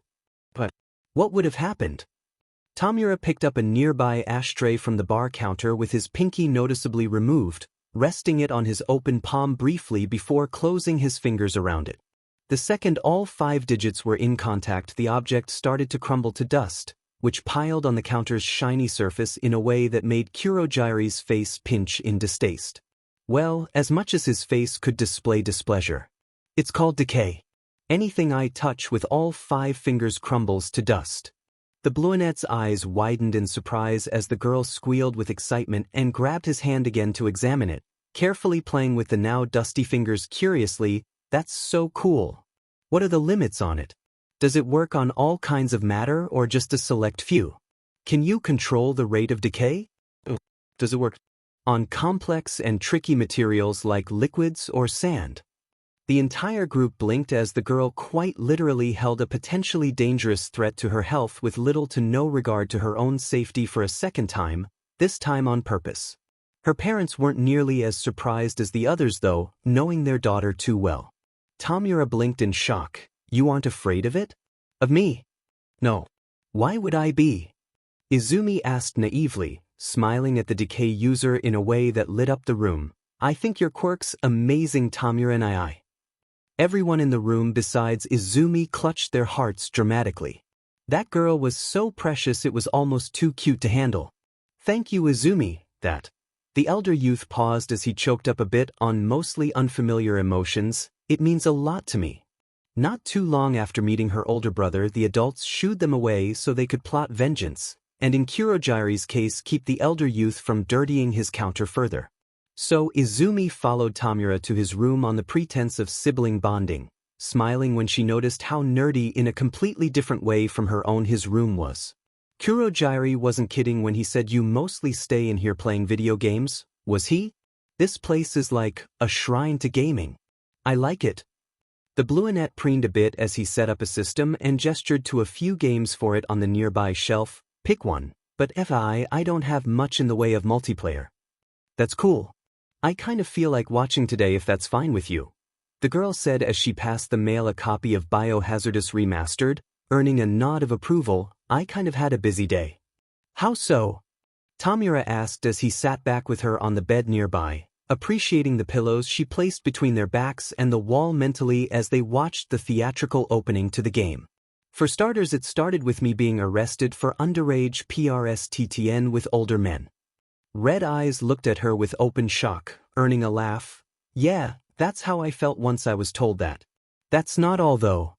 "Jesus," he muttered quietly as he picked the female player character. Izumi smiled and continued, "One of my classmates did that to try and ruin my record so I wouldn't be able to go to UA. But Detective Tsukachi found out what happened and fixed it for me." "Why the hell would you want to go to a hero school?" the decay user asked with an offended tone. "Heroes are all hypocrites and liars."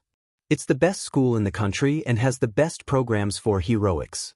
I know the system's flawed and all, believe me, but I still want to help people. Being a hero, a real hero, has been my dream since I was a toddler. Izumi stared her brother in the eyes, fire burning in her green orbs. I'm hardly going to give up just because a bully with a strong quirk tried to sabotage me.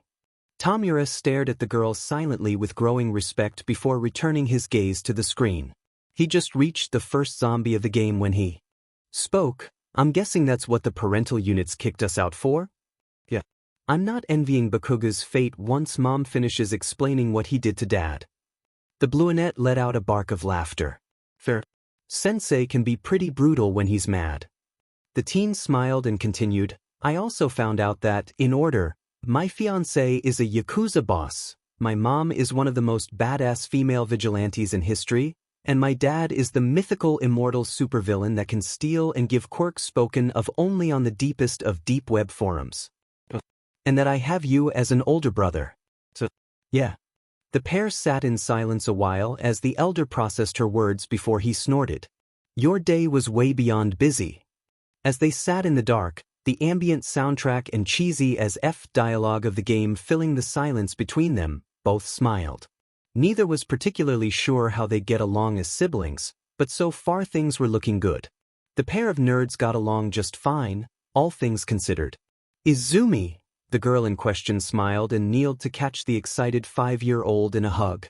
Hello, Eri. How's things been with you and your dad while I was gone? The horned girl smiled up at her favorite teen with a toothy grin that spoke volumes of how much she was missed over the last few days. We missed you though. I missed you too. Pulling away from the hug, Eri's red eyes locked with a similarly colored set which had watched the exchange with no small amount of amusement. The child took in his pale skin, red eyes, and pale wavy hair and blinked. Who's this? He looks like me. Izumi blinked herself and turned to compare the black-clad man she'd come with to her fiancé's little girl. As her adoptive brother slipped off his red sneakers, nearly identical to her own, she snorted as she struggled not to laugh. He kind of does. At the gamer's rolled eyes, she grabbed one of his hands, which were wearing a pair of black gloves that only covered his pinky and ring fingers while leaving the rest free, and motioned to it. He even has a contact quirk like you and Kai, though his needs all 5 fingers in contact to work. Tamura sighed but didn't remove his hand from her grip, not even when a pair of men walked up with obvious curiosity on their faces at the action. The brunette stared at their joined hands curiously, a hint of jealousy in his gold eyes that the brunette found mildly amusing, and greeted the shorter teen with a smile. Izumi, it's good to see you again. Who's your friend, if you don't mind my asking? Totally jealous, the 19-year-old thought with a smirk as he looped his arm over Izumi's shoulders to push the other's buttons further. Shigaraki Tamura, nice to meet you. I'd offer to shake hands, but my quirk makes that kind of dangerous. From their place next to the brunette, who was now openly seething, the silver-haired man stared at the decay user as though his head had fallen off. The villain grinned ferally at getting his desired reaction, only to loose that smile when Izumi rolled her eyes at him. That's what your gloves are for, Tamura. And stop teasing my fiancé to make him mad. Tamura pouted killjoy. The brunette motioned to the elder teen, Yakuzas, and child as she introduced the group properly. Tamura, these are my fiancé Kai, his assistant and my first friend Hari, and Kai's daughter Eri. Everyone, this is my older brother Tamura. I met him and hung out with him a lot during my parents' revenge planning the last few days. I still say we should have killed him, the brunette stated bitterly, earning a snapped, Tamura, still not changing my mind. Izumi groaned and walked further into the house, running a hand down her face after pinching the bridge of her nose. I'm not even going to bother anymore. I'm dropping this before we fight. Again. Following, the others blinked as she flopped face first onto the living room couch and sighed heavily, melting into the cushions. Standing next to the older girl, Eri patted her head. You okay, Izumi? Yeah, came the slightly muffled response. I've just been through a lot the last few days. Tamura sat cross-legged in front of the couch, pulling the one-horned child into his lap to make room for her father. Kai had lifted the teen up slightly to sit on the couch, resting her till she was on her back and had her head using one of his thighs as a pillow. The gamer watched the interaction with something akin to fascination as he played with his fellow destructive quirk user's long hair subconsciously. Eri, who had been surprised to be pulled into his personal space originally, relaxed at the somewhat pleasant feeling of fingers running through her white locks. "Thought a lot about what I told you?" Kai asked as he playfully tugged on her ponytail, earning a smile. "Not really, to be honest." It was immediately followed by my parents revealing their own jobs. Green eyes locked with gold. Apparently my mom is Eben Pull. Both the Yakuza boss and his assistant, who was sitting on a nearby chair, froze at the knowledge. A chill went up the brunette's spine at the realization, the woman's words of warning replaying far more sinisterly in his mind. "That explains a lot." "How so?" Kai cleared his throat and explained, "When I told your mother my intentions to marry you and asked for her permission, she may have warned me that if I broke your heart or did anything too forward she would rearrange my internal organs with her quirk." There was silence for a brief moment before Izumi burst out laughing. "Oh my god. My mom gave you a shovel talk?" It was kind of terrifying to be honest. Knowing she's Eben Pull just makes it scarier, the Yakuza boss admitted, earning a sympathetic nod from the teen's brother. Mother can be scary when she's mad. Turning to stare at the blonette, who was well into French braiding Eri's hair, Izumi asked, "Why is it so easy for you to call mom mother but you continue to call dad sensei?" The gamer paused, blinking tired red eyes before reaching into the pocket of his sweatshirt and pulling out a disembodied man's hand. The child in his lap blinked at it curiously while the others looked vaguely disturbed at its presence. "This is father. He's why I call sensei sensei even though he took me in and raised me after father's accident. Father and sensei are different and I love them both, but I'm not replacing my father with sensei. Understand?" "Why is your father a hand?" Eri asked curiously, head ped to the side. Matching red eyes locked as the elder teen placed the hand back in the safety of his pocket, a melancholic expression on his scarred face. "Because my quirk destroys everything I touch." Both Eri and her father felt a pang of sympathy, though only the child admitted so out loud. "The first time I ever used my quirk I ended up erasing my birth father. Mom was afraid of me after that and gave me away. Before dad took me in no one really touched me and I was afraid to touch them too. I still have accidents sometimes where I'll make someone lose their quirk or disappear." Tamura blinked at the girl, resuming pleating her hair more consciously than before smiling, "That's harsh. I guess that makes us quirk buddies, huh?" Eri smiled up at the gamer, repeating excitedly, "Quirk buddies." Kai and Izumi watched the exchange fondly. While her children were relaxing at the Yakuza's house, Inko was sitting proud in a news interview. Her business suit and cold expression sharpening her rounded features and making her look as formidable as she really was beneath her chubby motherly exterior. The principal, homeroom teacher, and Bakugo sat in the sofas near her and eyed her with learned wariness. Well, the principal and teacher did. The Bakugos looked about the same they always did with her. Masaru looked apologetic, Mitsuki calm and understanding, and Katsuki was angry. The reporter, a friendly woman with a quirk that gave her features like those of a Tasmanian devil, ironically enough, named Hino Kazumi, started the interview gleefully. She had stated who they all were and why they were here very clearly, and explained why Inko had set this up. The school representatives started to sweat noticeably, realizing all too quickly how they and their school were going to suffer once this was over. And when Hino got to Katsuki's involvement in prior acts of violence and bullying against Izumi, who was stated to be with friends to recover from her traumatizing ordeal at the blonde's hands, Inko was thrilled when that little sheet did exactly what she expected him to do. Who gives a sheet if I got that dmed quirkless nerd in trouble? It was her own dmed fault for trying to get into the hero course in the first place instead of staying where she belongs. Someone had to show her where her place was. Inko closed her eyes and resisted the overwhelming urge to both smirk in victory and tie his intestines into a Gordian knot. The bait. Mitsuki and Masaru frowned and glared at their son, the former yelling at her fellow blonde to watch his mouth, and complaining that she'd raised him better than to treat a girl like that. The boy's open bitterness at her declaration of grounding him until he's 30 was especially cathartic. The vigilante raised her hand, calling everyone's attention to her. Thank you for the interview, Hino-san, but I see this isn't going to go much better than the court cases did. So I'll make this brief. Standing to prowl like a predatory cat across the stage, she stared coldly and calmly at the Orudera staff. I won't be sending my daughter to your school anymore. My husband and I will be getting her tutors more suited to a girl of her considerable intellect. Maybe next time you'll work harder to ensure you support your best students academically rather than the ones with the flashiest quirks. I wonder how many other children under your care are neglected as my own was. Moving her gaze to the family, she smiled warmly at her friends. And thank you, Mitsuki. I know you and Masaru have been trying to rein in your son for ages. It means a lot to both Hisashi and myself how much you try to teach Katsuki to mind his manners, but it looks like he's a bit too stubborn to be helped at this point. She prowled up to the teen, pulling a thin pile of papers out for him to see as she did.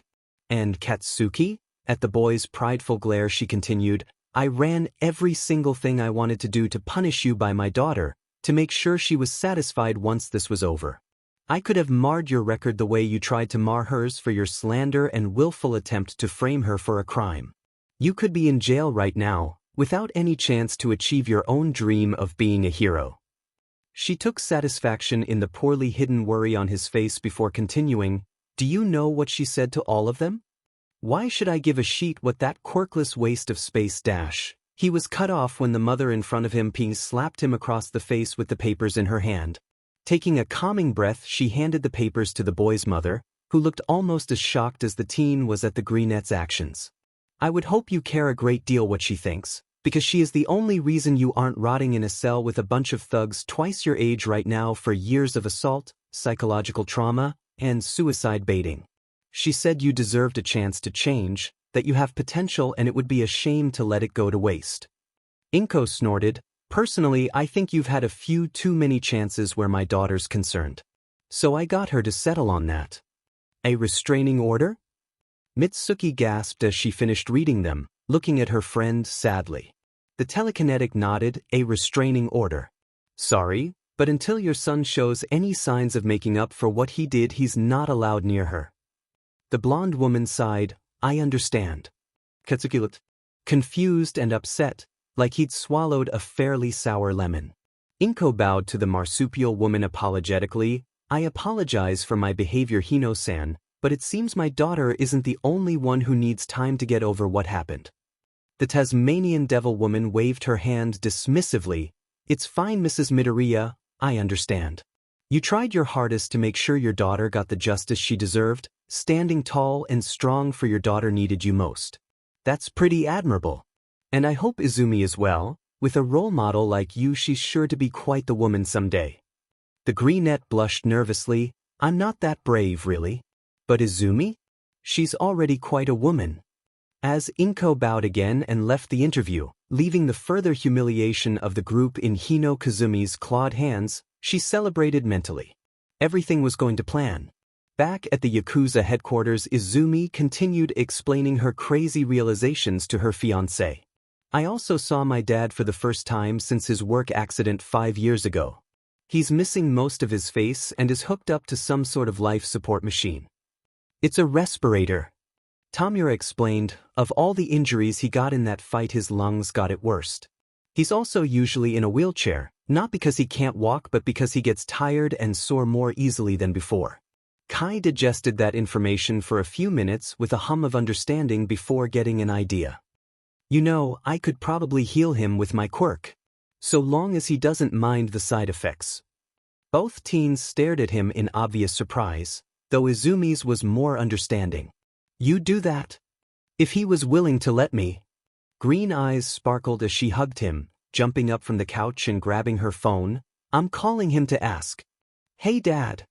The others stared at her as her expressions shifted with the man's words, which they couldn't hear, but could guess based on her reactions. I'm good, I wanted to ask you something though. Well, I want to ask you something for Kai. With a fond eye roll she spoke again. No, nothing like that. Tamura and I mentioned your injuries. Yes, I know, but just hear me out. Kai mentioned that he might be able to heal you with overhaul. You know as well as I do how well it would work healing you, squeamishness and pain aside, so I'm asking you, for him, if you'd be interested. There was a pause, then a smile broke out on the teen's face. She squealed with joy and skipped back over to the couch. Awesome. See you soon. Putting her phone away, she latched herself to her fiancé's arm, pulling him to his feet. Come on, let's go. Now? The brunette asked, slightly amused, earning a nod. The girl's brother had already stood up, carrying Eri in his arms with an equally excited smile. Mother's going to be ecstatic when she gets back. Chrono shrugged and joined the others in putting his sneakers on. But how are we going to get there? As he finished speaking, a dark portal made up of swirling black mist formed in the hallway behind him. Never mind then. Kai wasn't sure what he expected when he passed through the warp gate, but this was something else. True to their words, Mr. Midoriya was in a wheelchair with several tubes and machines attached to him, several of which were obviously to help with breathing and relieve pain, and was missing all of his facial features from his mouth upwards. Despite his obvious injuries, he lounged in the chair, resting his cheek on his closed fist and one leg crossed over the other like a bored king. The way he seemed to radiate power and confidence in his state certainly left the Yakuza boss feeling like he was in the presence of one. So, this is the Yakuza who's courting my princess. The older man drawled menacingly with a feral smile. Dad! Izumi snapped, face scarlet, no princess in public. It's embarrassing. It's true though, the faceless man teased before turning serious. You're the daughter of Ebon Pull and all for one sweetheart. That makes you as close to an actual princess as one can get. The pair of Yakuza froze at his words, recognizing that name all too well. There wasn't a person in the darker side of this world, be they villains, Yakuza, street thugs, or vigilantes, who hadn't heard of the mythical kingpin of the dark all for one. Most just regarded him as a boogeyman, but Kai's father, the previous boss, had taught him otherwise. The brunette grew up knowing the immortal king of villains was real. And now he realized that not only was he about to heal the man, but he was currently engaged to his daughter. It's an honor to meet you, sir. Kai stated, hoping he didn't sound as terrified as he felt. Your daughter speaks very highly of you. As he bowed, he glanced at Chrono next to him, hardly surprised to see that his assistant was too petrified to move. The injured supervillain smiled. I'm sure. So, you've offered to heal me? Yes, sir. The ancient villain nodded and wheeled away from his desk. Let's change rooms then. I don't know about you, but I'm not fond of dirtying my office with something as prone to staining as blood. Tamura snorted, speaking for the first time since they arrived. You just don't want to have to clean your shrine to Izumi and I. In the teen's arms, Eri mirrored Izumi's raised brow and question, shrine. The brunette walked over to the man's desk, motioning for his sister to follow. Hilariously, everyone but all for one did. The result upon seeing what was in the many frames covering the large surface was equally so. There were dozens of photos of both teens, at nearly all ages of their lives so far. School photos of Izumi's, candid shots of both as small children, a few baby pictures of Izumi's, and a pair of group shots, one with the entire Midoriya family, the other with just Tamura and his sensei smiling. On the top corner of the man's computer was even a small black and white Elters ND photo that had Princess scrawled at the bottom. Izumi blushed, clutching her chest with one hand and hiding her face with the other. I honestly don't know whether this is sweet or mortifying. The 5-year-old chimed in, I like it, craning her neck to look at the older teen's scarred face. You were cute when you were my age. Tamura groaned as his sensei laughed. He really was. Knowing he was about to start an embarrassing story about his childhood. Right? Let's get back to healing. We can reminisce later. Kai smirked at the brunette's obvious subject change, but complied. He could always hear whatever stories the younger contact quirked male was trying not to have shared later. Judging by his flush, they were going to be entertaining. Inko was surprised to find several pairs of shoes by the door when she got back. Two a familiar red. Apparently her children had decided to bring the Yakuza they'd visited home with them. Entering further, she found Kai and Tamura on the couch. Enough room for a third person between them and the former's daughter in the latter's lap. The decay-quirked teen was apparently teaching the 5-year-old the wonders of video games via Super Jump Brothers. Kurono was in the kitchen with Izumi, insistent on helping her cook dinner while the teen reluctantly obliges him with a fond eye roll. Upon spotting her in the hallway, her daughter's eyes sparkled. "Hey Mom, how was the interview?"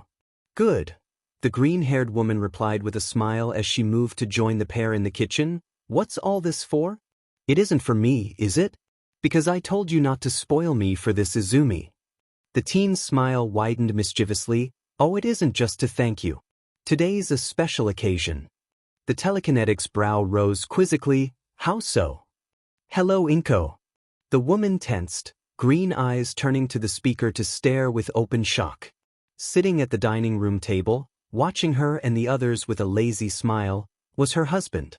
Hisashi was exactly how he'd looked the day she'd met him, curly black hair wild, pairing with the dusting of freckles across his nose and cheeks to give him a boyish look. No scars, both of his eyes as dark as she remembered. As the raven let out a small puff of smoke like he used to tease her, she felt her eyes water. He had his face back. He was healthy again. "Hi, Hisashi," Inko cried, running to wrap her arms around him and burying her face in the junction between his neck and shoulder in a way she hadn't for a long time. The Yakuza watched, mildly fascinated, as the oldest and most fearsome villain to ever live comforted the weeping most fearsome female vigilante of all time. If someone had told them they'd one day witness this, they would have declared that person completely insane, but here they were. Before long, Izumi started to tear up herself, joining her parents in a family hug which her elder brother looked all too happy to stay out of. Tamura shook his head as he watched his future niece kicking butt at the game on screen. This family is so weird. The next morning, Izumi woke to find herself sharing her bed with 2 other people, a bit too groggy still to remember why or how. Her face was buried in long white hair, the owner of which was cuddled into her front with their face buried in the teen's cleavage. As she regained her awareness, the greenette recognized the culprit as Eri. One mystery person down, the teen turned her attention to the other, who was using both Eri and herself as a teddy bear. Judging by the way their long limbs wrapped all the way around both Eri and herself easily, as well as the flash of blue she caught in the corner of her eye when she tried to get a glimpse of their face, this one was Tamura. As the memories of how she came to be sleeping in a cuddle pile with the pair returned with her wakeness, Izumi smiled. Last night, when Kai and Hari were preparing to go home, Izumi offered that the 5-year-old stay the night. The brunette was confused at first when she'd said it would save them from having to drop the child off in the morning, planning to give his fiancée another day off to spend with her family. But Izumi was determined to keep her promise of watching Eri this weekend. She refused to make Kai take another day off for her sake. Eri was perfectly happy with the impromptu sleepover to absolutely no one's surprise. And as for how Tamura came to join the girls in the cuddle pile, did anyone really expect Izumi to let her big brother, a man known for sleeping issues, spend the night on a couch by himself? A flash of light caught the greenette's attention, drawing her equally green gaze to its source in her doorway. There stood her father, wearing only a pair of baggy sweatpants, with a camera in his hands and a cheeky smirk on his face. Izumi rolled her eyes in fond exasperation. It appears that some things never change where her father's concerned. "Morning, Dad." "Good morning, Princess." The raven replied a bit too cheerfully for Tamura's liking, judging by groan he made into his sister's shoulder. "Sleep well." "Too early for this goddamn bullshit," the elder teen grumbled, burying his face further into the back of Izumi's neck. The greenette struggled not to laugh at her brother's morning grumpiness, which she'd grown somewhat used to over the last few days since meeting him. Hisashi, however, made no attempts to hide his laughter at the response. After everyone had woken up and eaten breakfast, which was peppered with the brunette's bitter comments about being the only non-morning person of the lot, the family left for the mall. Eri's odd reaction to the Kiyoshi Ward shopping mall and the many stores within was adorable.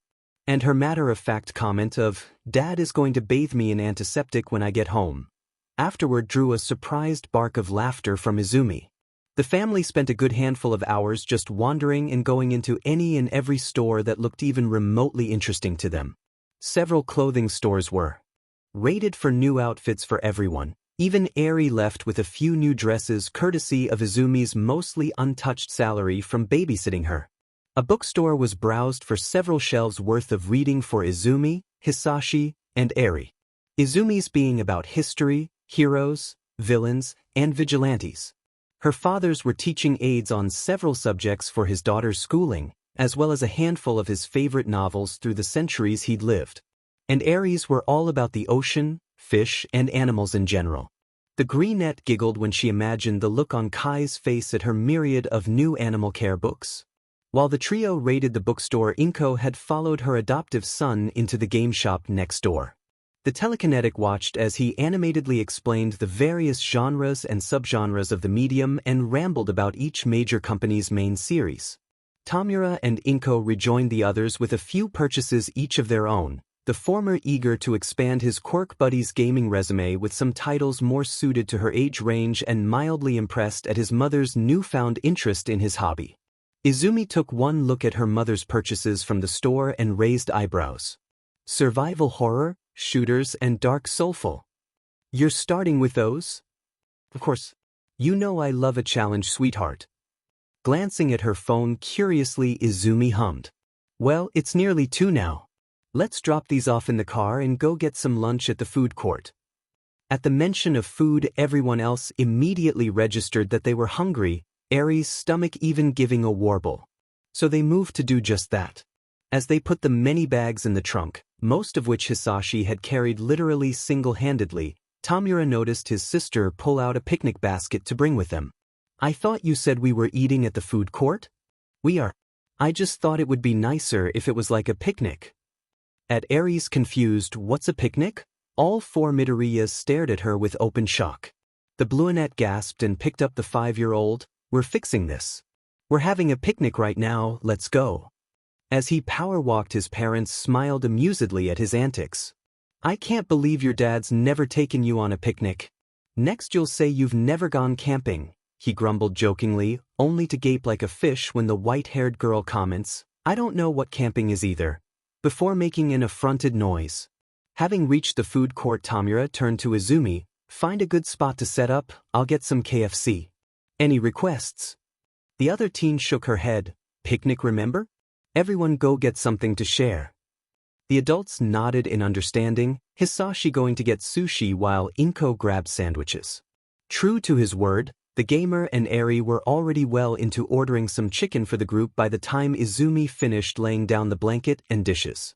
As she sat there, ignoring the many odd looks she garnered for setting up a picnic indoors, she entertained herself by people watching. There were several groups of teenage girls giggling and surrounded by bags full to the brim with clothes. There was a few families scattered around, those with small children being a bit more tired looking. And many of the mutant quirked people she glimpsed were noted in her mind to be written down later. That was when Izumi noticed her. In the far corner, sitting by herself and eating nothing as she watched others do so with overt envy, was a girl with blonde hair pulled into messy buns. She was thin, tired-looking, and both her and her outfit, a school uniform for a middle school she vaguely recognized, were dirty and in poor condition. Any time a group of girls their age would notice the blonde, they would tense and immediately scurry away, eyeing her like some kind of rabid animal and whispering amongst themselves in a way that made the lonely girl curl in on herself sadly. Izumi knew that feeling all too well. Jumping when her mother placed a hand on her shoulder, Izumi steeled her resolve. Hey mom, give me a second? I need to go do something. Barely registering the older greenette's nod, the teen stood, walking intently to the table the blonde was at. Hey! Gold, cat-like eyes stared at her with confusion as she continued, I'm Midoriya Izumi. Toga Himiko, the other teen replied, curiously accepting the greenette's offered hand to shake and being openly surprised when she's pulled to her feet by it. What? Where are you taking me? Himiko asked as Izumi led her to the blanket, her entire family now occupied with knowing looks on their faces. I thought you looked lonely sitting by yourself, so I thought, maybe that you could join us here? There's more than enough food to share with you too, so. The other girl sat next to her, teary-eyed and blushing. Why? You looked like you needed a friend, the greenette replied, squeezing the hand she was still holding, so I thought I'd offer. I don't really have any friends my age to be honest, and you look nice. Toga laughed, the sound tinged with sadness, disbelief, and bitterness. You want to be friends with me? I've heard that before. Glaring at her lap before turning her stubborn expression to Izumi, the blonde continued angrily, I have a blood quirk, you know. I ingest someone's blood and I can turn into them, just without their quirk.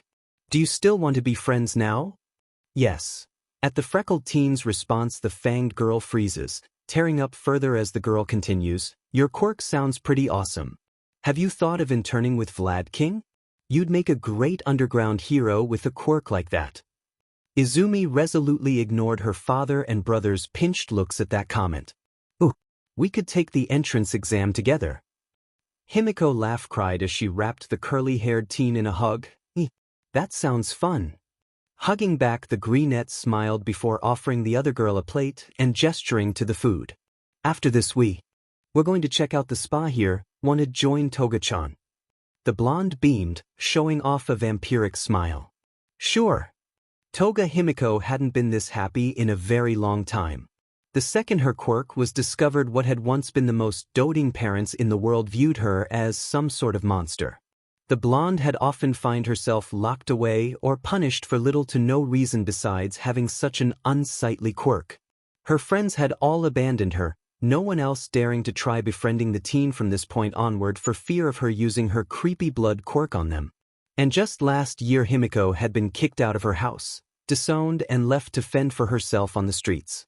But here was a girl her age from a different school, a different city, that didn't care about any of that. Izumi liked her blood quirk, pointing out the very uses Himiko had found but no one else seemed to bother seeing. She was the perfect spy, great for sneaking into enemy hideouts or escaping them if captured. The blonde had dreamed of being a hero like that, like the femme fatale spies in old movies she would watch in her many years of isolation who the handsome hero always falls for. She would even have settled for being a police detective if she couldn't make a hero school.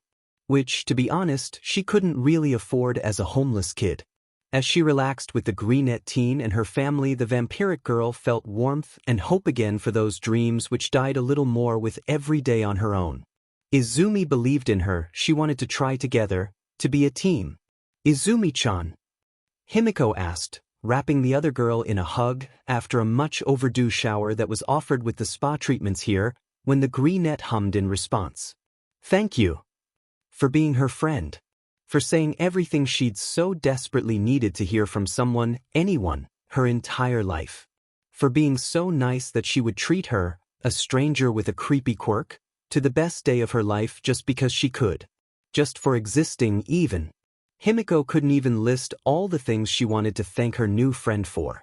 But as the quirkless girl, and wasn't that a surprise that answered more than a few of the blonde's questions as to how a girl as nice as Izumi had no friends her age in the saddest way possible, hugged her back and led her to the room where they, the greenette's equally green-haired mother, the adorable 5-year-old Eri, whom Himiko had yet to work out the family relation of, but was betting on baby sister, and the teen's sort of cute older brother who was begrudgingly going along with the spa trip, were going to enjoy a relaxing mud bath.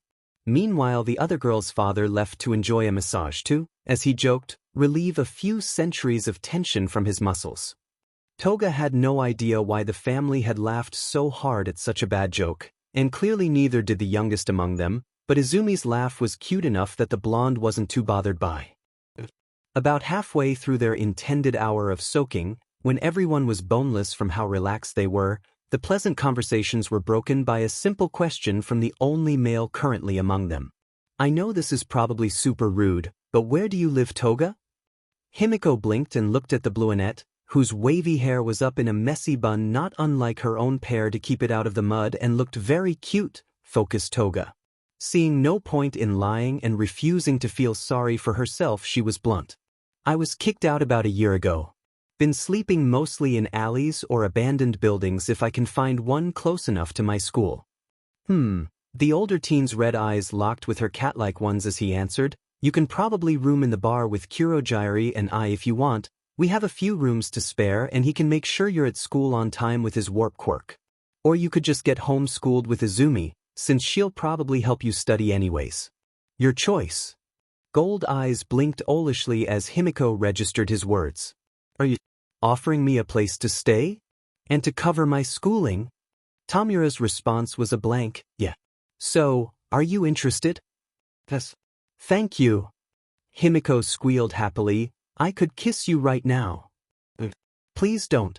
I'm not into girls. At that comment both greenettes stared at him. Really? Eri's response, and the first word she'd spoken since entering the baths, was, do you mean that like Rappa, in that you like boys, or like Tingai in that you don't like anyone like that? Himiko was impressed with the young girl's insight with that question, though the blonde herself had no idea who those people were. The first one. I think. After a few nods and noises of acceptance, there was a brief moment of silence. It was immediately broken when Izumi suggested, that means you can join Toga and I on girls' nights and sleepovers then? The older teen sighed heavily as his sister planned a sleepover at the bar, which Toga recognized as being the place the elder lived and offered her a room in, and listed all the things they would do. Toga added a few suggestions herself, things she's always heard her classmates talk about but never done. Judging by what she knew of the greenette, the same was likely true for Izumi. And while he didn't respond to any of the girls' suggestions, Tamura didn't refuse the offer. Himiko smiled when his only response was a begrudging fine. That sounded a bit too fond for him to be actually bothered by the idea. She liked this. Himiko hoped the Midoriyas were always like this, because she could get used to it. The blonde already kind of loved it. Himiko took to life in the bar, and Kurogyri, extraordinarily well. Her new room was filled with cute things in pink and red, so much red. It was everything she'd always wanted and the first place she'd genuinely called home in years. The brief glance into her roomie's gamer cave next door made her smile fondly. It was just as Tamura as her own room was hers and she loved it. The blonde was currently sitting at the bar counter, kicking her feet playfully as she drank a soda that the misty bartender gave her to try and ease her boredom. The cranberry ginger ale wasn't the sweetest or most delicious thing she'd ever drunk, but it was a beautiful shade of red and healthy enough that she could ask for more of them than any other drink her new caretaker could make for her. She was eagerly waiting for her bestie to appear. How strange it was to actually be excited for school. She wondered what her sort of friend and fellow street kid Dobby would say about this when he finds out. Speaking of Dobby, she should find him and tell him about this place. He'd gladly help Kurogyri wipe down tables if it meant no more sleeping in alleys. Himiko was broken from her thoughts by the arrival of her two favorite greenettes. Izumi! The teens hugged, Inko doing the same with Kurogyri not so far away. The mist man formed a portal once everyone had pulled away, gesturing for the girls to go. Toga glanced curiously when the adult stayed behind, her friend explaining, Mom told me she was going to start going back to her old jobs, so she and Kurogyri are going to tend the bar while we're here. The blonde's eyes sparkled at the knowledge. You mean Dash? Yeah. Eben Pole's going to be coming out of retirement. The pair squeed, earning a pointed throat clearing from across the room. Turning their gaze to the source, the girls flushed in embarrassment. Hisashi smirked playfully as he gestured to a large empty table in front of him with two chairs. As much as I agree with your sentiments about my Inko's return to vigilantism, we do have work to do, girls. Sorry, sensei, the pair muttered as they sat down. Both teens were very excited to know what they would be learning, eyeing the two stacks of books and worksheets with curiosity. The Raven smiled and pressed a button on a remote he had in his hand. Yes, you'll be given those later. They're for you to do at your own pace, and preferably together.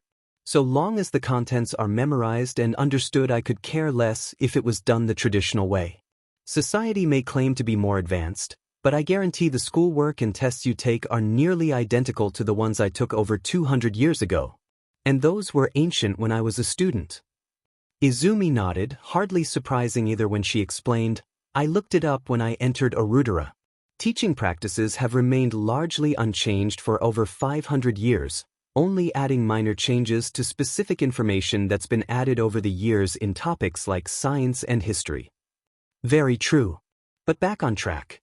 Behind him appeared a screen, which showed a photo of himself and another man who bore a striking resemblance to Tamura laughing together in formal wear colored to match their hair, black for Hisashi and white for the other.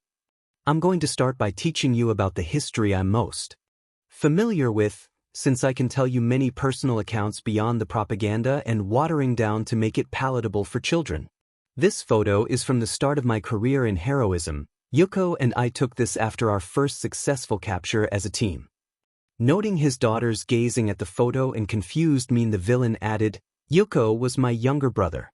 And he was underestimated by many as my partner because his quirk was what is known today as an invisible quirk, so all of us believed he was quirkless. Just as he thought, her green eyes sparkled with delight at the information. You mean, he was a hero despite not having a quirk? He finished for her, nodding. He was incredibly strong, my brother. You actually remind me of him a lot. Clearing his throat, the man got back on track. Later in our career, the government started implementing the start of the hero legislation that formed our current society, scouting the more than 280 unofficial heroes and vigilantes in Japan from a distance the way America did when they created the system the year earlier.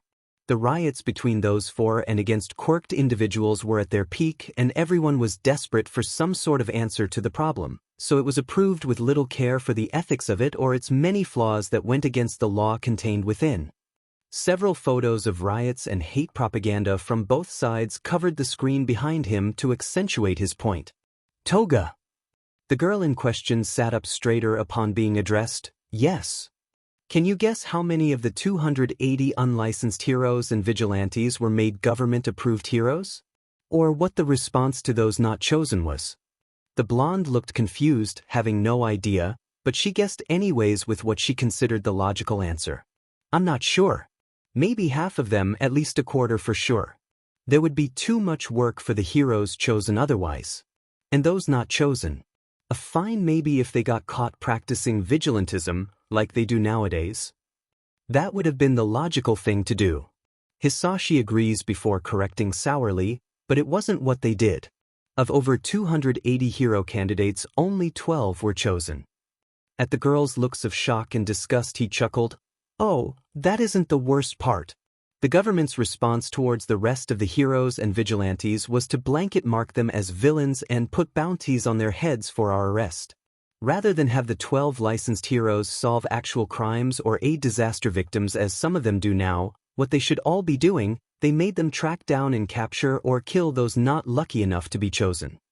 Noting their ill expressions but eager to get through the worst part of this lesson, he pushed forward.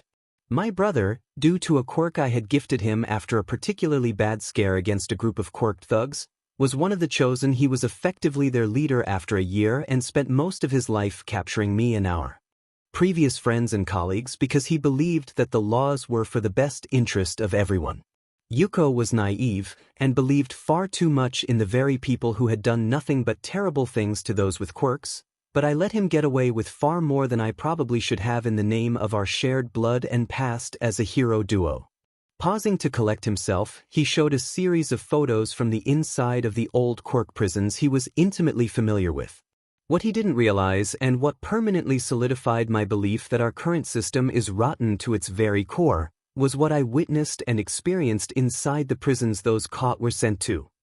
When he was done the lesson, both girls carrying their respective piles of work with numb and horrified expressions through the warp gate back to the bar after hugging him tightly, Hisashi switched the slide back to the first one. Staring at his brother's wide smile, juxtaposed with the many flashes of their awful last fight in his mind, the centuries-old villain cried in solitude for far from the first time. Tamura, having waited for the girls at the bar counter, took in their shell-shocked expressions with minor worry. So, what was Sensei's first lesson?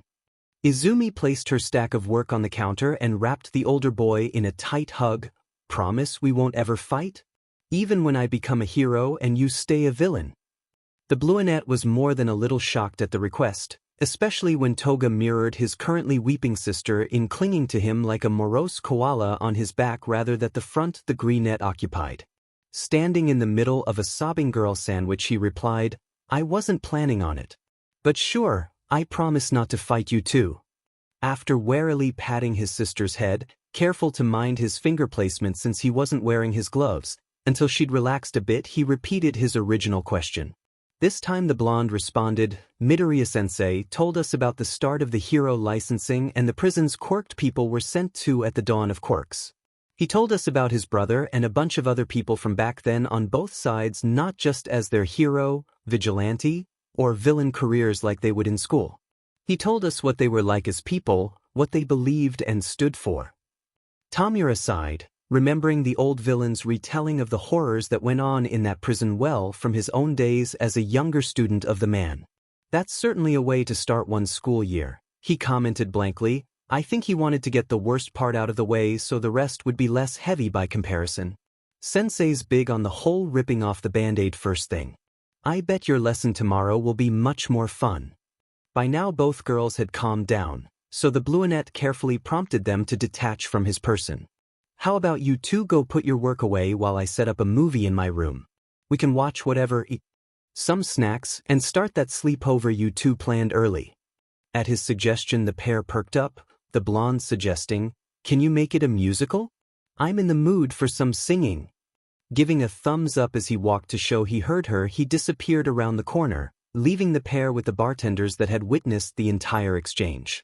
Inko smiled sadly at her friend. Do you think you can watch them alone? I want to check on my husband.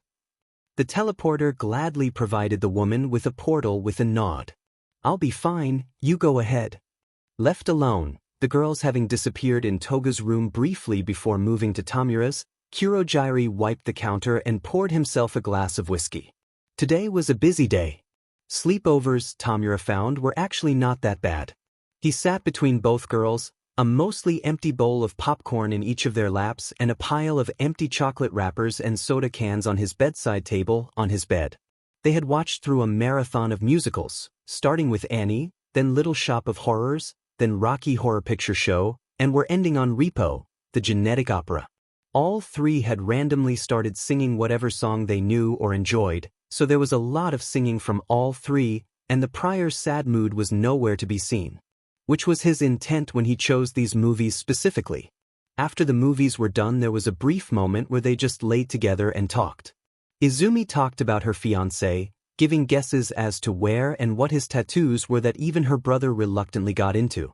He may tease his sister's future husband for his own amusement, and not be particularly fond of the brunette personally, but he does have eyes. Enkai is a handsome son of a beach. That train of thought got the trio talking about what they found attractive about boys in general. Himiko had brought up a fellow street kid that she expressed interest on introducing them to, Dabi. According to her he was still hot even though he's covered in burns and piercings, but Tamura didn't completely trust a girl whose main method of deciding who was hot was how good they would look covered in red, preferably from the blood of themselves or their enemies. When Kurogiri came to check on them later, peeking through the door silently, he smiled. The teens were tangled together, hair done up in different styles than normal and green-tinted mud on their faces, as they chattered like, well, teenagers and painted their nails. Witnessing a young man as proud and antisocial as Tamura doing such an activity was as amusing as it was heartwarming for the bartender. It was good to see him actively relaxing in a way that didn't involve video games for once. Carefully shutting the door he left the group to their fun. Who are we looking for exactly, description-wise? Izumi asked as she and her mother followed the cheery blonde down every sketchy alley in the city, ignoring the many unsavory-looking people in a way only. Someone with ages of experience analyzing other people's behavior, and accompanied by a pair of highly dangerous when they want to be women, could. Most simply ignored them in kind, others scampered off when they recognized just who was leading the group of girls. Himiko had a reputation on these streets after all. The vampiric teen hummed, Dabi's one of those guys you'll know when you see him. That wasn't very helpful, but the brunette shrugged and went with it. Last night the blonde mentioned he had piercings and burns but was still attractive, so the quirkless girl resolved to ask about anyone who fit that description in the slightest. She never really had to though. Well, what do we have here? Came a lazy drawl from on top of a nearby brick wall that separated this alley from another, drawing the group's gaze upwards. It was a young man with spiky black hair and burning blue eyes in a ratty black coat that was frayed at the edges, a loose white t-shirt, and a pair of jeans that were a bit too short on the legs. Toga Himiko. I was starting to worry you'd gotten yourself into trouble. Dobby! The teen ran up to the wall, scaling up its surface like a cat using the dumpster nearby to wrap the older boy in a hug. Burns and piercings, Izumi found, was an understatement when describing the raven-haired man. Half of his skin was so burnt it was purple, bordering on black, and was held in place to his healthier pale skin by medical staples. On top of that he had 3 nose studs and 4 piercings in each of his ears' upper cartilage. She wouldn't be surprised if he had more she couldn't see. While Izumi and her mother were caught in their pondering, Himiko had rambled about her new place, offering the homeless boy a place there. It's awesome. Kurogyari might make you wipe down some bar tables or help Mrs. Midoriya over there with something, but you get a room of your own and food. Taking in her excitement and dreamy expression, the patchwork boy jumped down to get a closer look at the greenettes his sort of friend had sung the praises of, running a hand through his messy hair as he approached. The action drew Izumi's eyes to the spiky mess, specifically the crimson roots that she could see starting to show with the closer look. Noting her staring, he grimaced, "They're showing again, huh?" The teen's nod caused his frown to deepen, the scowl tugging his staples something fierce. The redhead-turned-raven let out a heavy sigh. "Not much I can do about it now. I go by Dobby." Inko hummed, "From your wording I take it that isn't your name." "It is now." Dobby replies sassily, earning an amused smile from the mother. "This bar, what's your attitude towards vigilantes? I get that Himiko and the kid there are training for heroics, but would you actually be cool with a guy like me rooming with you?" When the group all giggled, he turned to the blonde quizzically. "What exactly is so funny about that question? You know how seriously I take my job, man." Izumi, noting the slight hurt on his metal-covered face, explained, "We're sorry, it's just a little funny who you asked that question to. Mom's kind of a big deal in the vigilante world." The mother, upon seeing him trying to solve who she'd be, gave him a hint by raising her hand. At the action, all the dumpsters in the area opened and closed, papers and cans whipping around on a wind that didn't exist, and her long green hair flowing around her relaxed face as though she were underwater. Electric blue eyes glittered with awe as he breathed ebb and pull. "But you're Dash." "Retired," the chubby woman chirped. "I was. But my girl's old enough for me to come back to work now. Break time's over." At his surprisingly cute responding smile, Inko added, "If you come to the bar I could give you some pointers, one vigilante to another. Kurogyari's been on my case about getting a student of my own since before Izumi was born." Just as she suspected, the young man's reaction was to smile harder than before. The way it pulled on his staples should have been intimidating or unsettling, but all the mother thought was that this Dobby was unconventionally adorable. He was like a zooloid squintly puppy, excitable and sweet, but not everyone could see that beyond his odd appearance. "You want me to be your Dash? Student, apprentice, sidekick, pupil. Whichever word you prefer." The woman smiled back at the raven. "You can come with us to the girls' fighting lesson today before you choose. See what you should expect from a lesson with me." He folded like wet cardboard at the offer. Izumi, Dobby, Himiko, and Inko stared amused as said girl was pulled into a group hug by a group of grown men. All of the smaller men were touching her directly, her in the center, with the 2 largest in the group of 8 wrapping their massive muscular arms around the lot and lifting everyone off the ground. The greenette laughed happily from inside the hug. "It's good to see you too. Sorry I haven't been around the last few days." The hug abruptly broke apart upon the appearance of a very familiar set of white hair, followed by a brunette who looked at the men attempting to act casual with a single brow raised pointedly. "Boss." Shin greeted with a tense smile, relaxing when the man turned his golden eyes to the teen currently hugging his daughter. "Hello Izumi, it's good to have you back." His warm expression faltered upon his noticing the girl's mother and 2 new faces, only one of which he could guess the identity of, behind her. "Inko. A pleasure as always." He tensed visibly when the telekinetic patted his arm as she passed. "I'm sure. Do you mind leading your future mother-in-law to your training room? I want to get my students started as soon as possible." Everyone struggled not to laugh when he immediately complied. Rappa didn't even bother holding his in, roaring with laughter the entire way. Upon reaching the training room, the mother gave an appreciative hum and turned to address the group.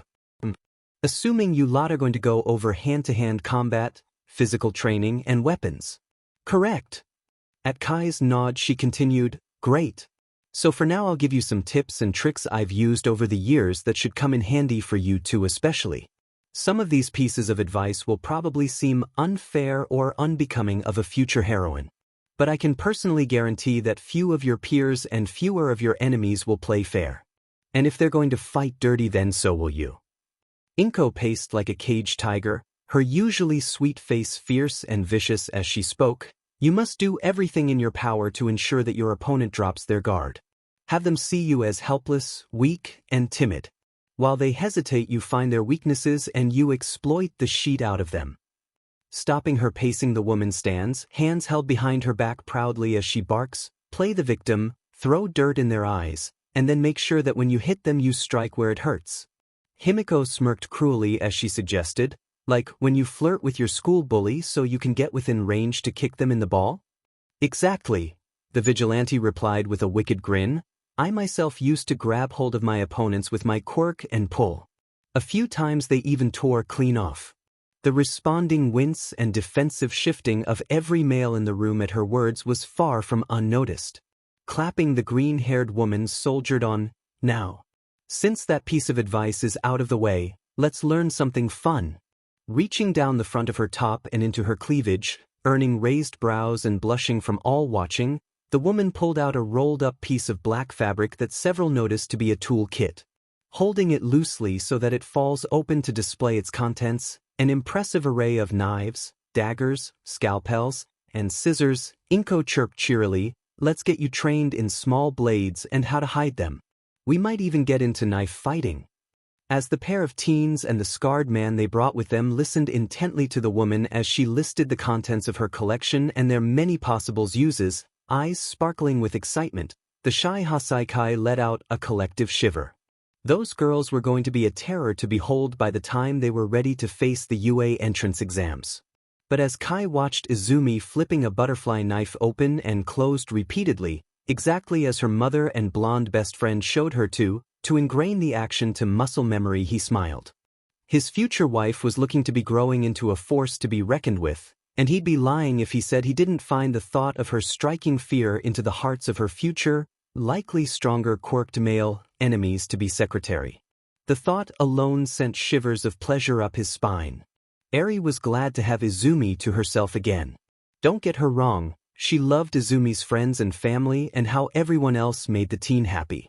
And the things she'd done with all of them, especially Tamura, were fun and exciting to the rewind quirk child. But it was so nice to have the greenette's attention and care focused solely on herself again. A day for just the two of them. Today, after schoolwork and running around in the garden for a while, the teen had offered they do something new. Bringing out a bunch of books, devices, and plants from the bags she'd brought, Izumi set up in the living room to help Eri with something only her father had tried to do. The older girl was planning on helping her train her rewind quirk. The living room table was covered in timers. A stopwatch, a kitchen timer, a wristwatch, an alarm clock shaped like a sea turtle, which Eri was especially fond of, and a silver pocket watch on a long chain. She also placed a marine-themed calendar, several books on history and time, and a series of CDs next to a Walkman. When the one-horned girl picked up the top one, she saw it was a disc meant to guide you through the meditation process and several classical albums from around the world. The plants around them were her favorite part though. Potted plants of various kinds, several of which looked not so good, and a wilting bouquet of red roses took up half of the wooden surface. All right, Izumi said with a clap, a wide, toothy smile on her freckle-covered face. I got us some things to help you get a good grasp on time and focusing your mind, since those should be the two most important keys to controlling your quirk. You can work more on those on your own. But for now, the teen placed the withered, near-dead roses in the 5-year-old's arms before continuing, I want you to try rewinding those, just until they look freshly picked. Red eyes moved from the dry brownish flowers to the young woman she viewed as a mother, face openly lost. I don't know how to do that. What if I go back too far? The greenette pet the top of her head. That's why we're starting small, with picked roses and potted plants. If you go too far, no harm done. Once you master this, we'll move to something a little harder. Adjusting the bouquet in her charge's hands, the older girl adds, as for how to try. Focus on rewinding them only a day. Once you've done that, try going back another day, then another, and so on until they look healthy again. Understand? I think so. I know you can do it. The praise left the white-haired girl warm and bursting with energy. Her horn glowed and dimmed as she did just as suggested. By the time she'd managed to rewind the roses enough that way, she was short of breath and exhausted. Eri had always felt a little tired after each time she rewound something, but this was surprisingly hard. It was as though each use of her quirk pulled the same chunk of energy regardless of how far she wanted to rewind it. She told Izumi as much, earning a hum of understanding. That would make sense. If your quirk drains your energy per use instead of by the length of time rewound, then we should focus on fine-tuning your ability to rewind in a single use. The teen paused, arms crossed as she thought hard. I wonder if the time frame can be focused by a vague concept rather than a set time. If so, that would be easier on you in the long run. Focusing her excited green gaze back on the sleepy 5-year-old, Izumi grabbed the roses, replacing them with a water bottle that the younger girl greatly appreciated. We'll start testing that hypothesis later. For now, let's put this away and get started on lunch. Standing up, the brunette asked, any requests? Earning a tired smile. Kai came home early, having left his remaining work in the capable hands of his assistant so he could spend some much-needed time with just his daughter and fiancé.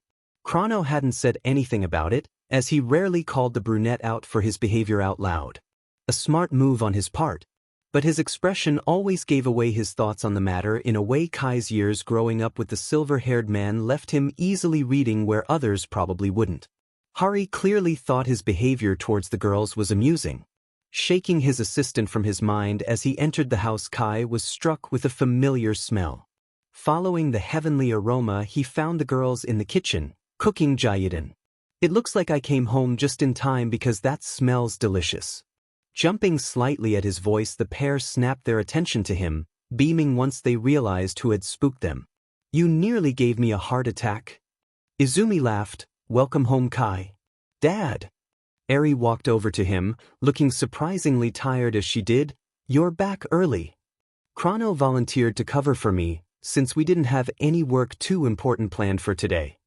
Playing with his daughter's braided locks, the Yakuza asked, judging from your lack of energy, I take it your day was more exciting. Izumi is teaching me to use rewind better. The child motioned to the vase of fresh red roses on the dining room table proudly. I managed to get those new again.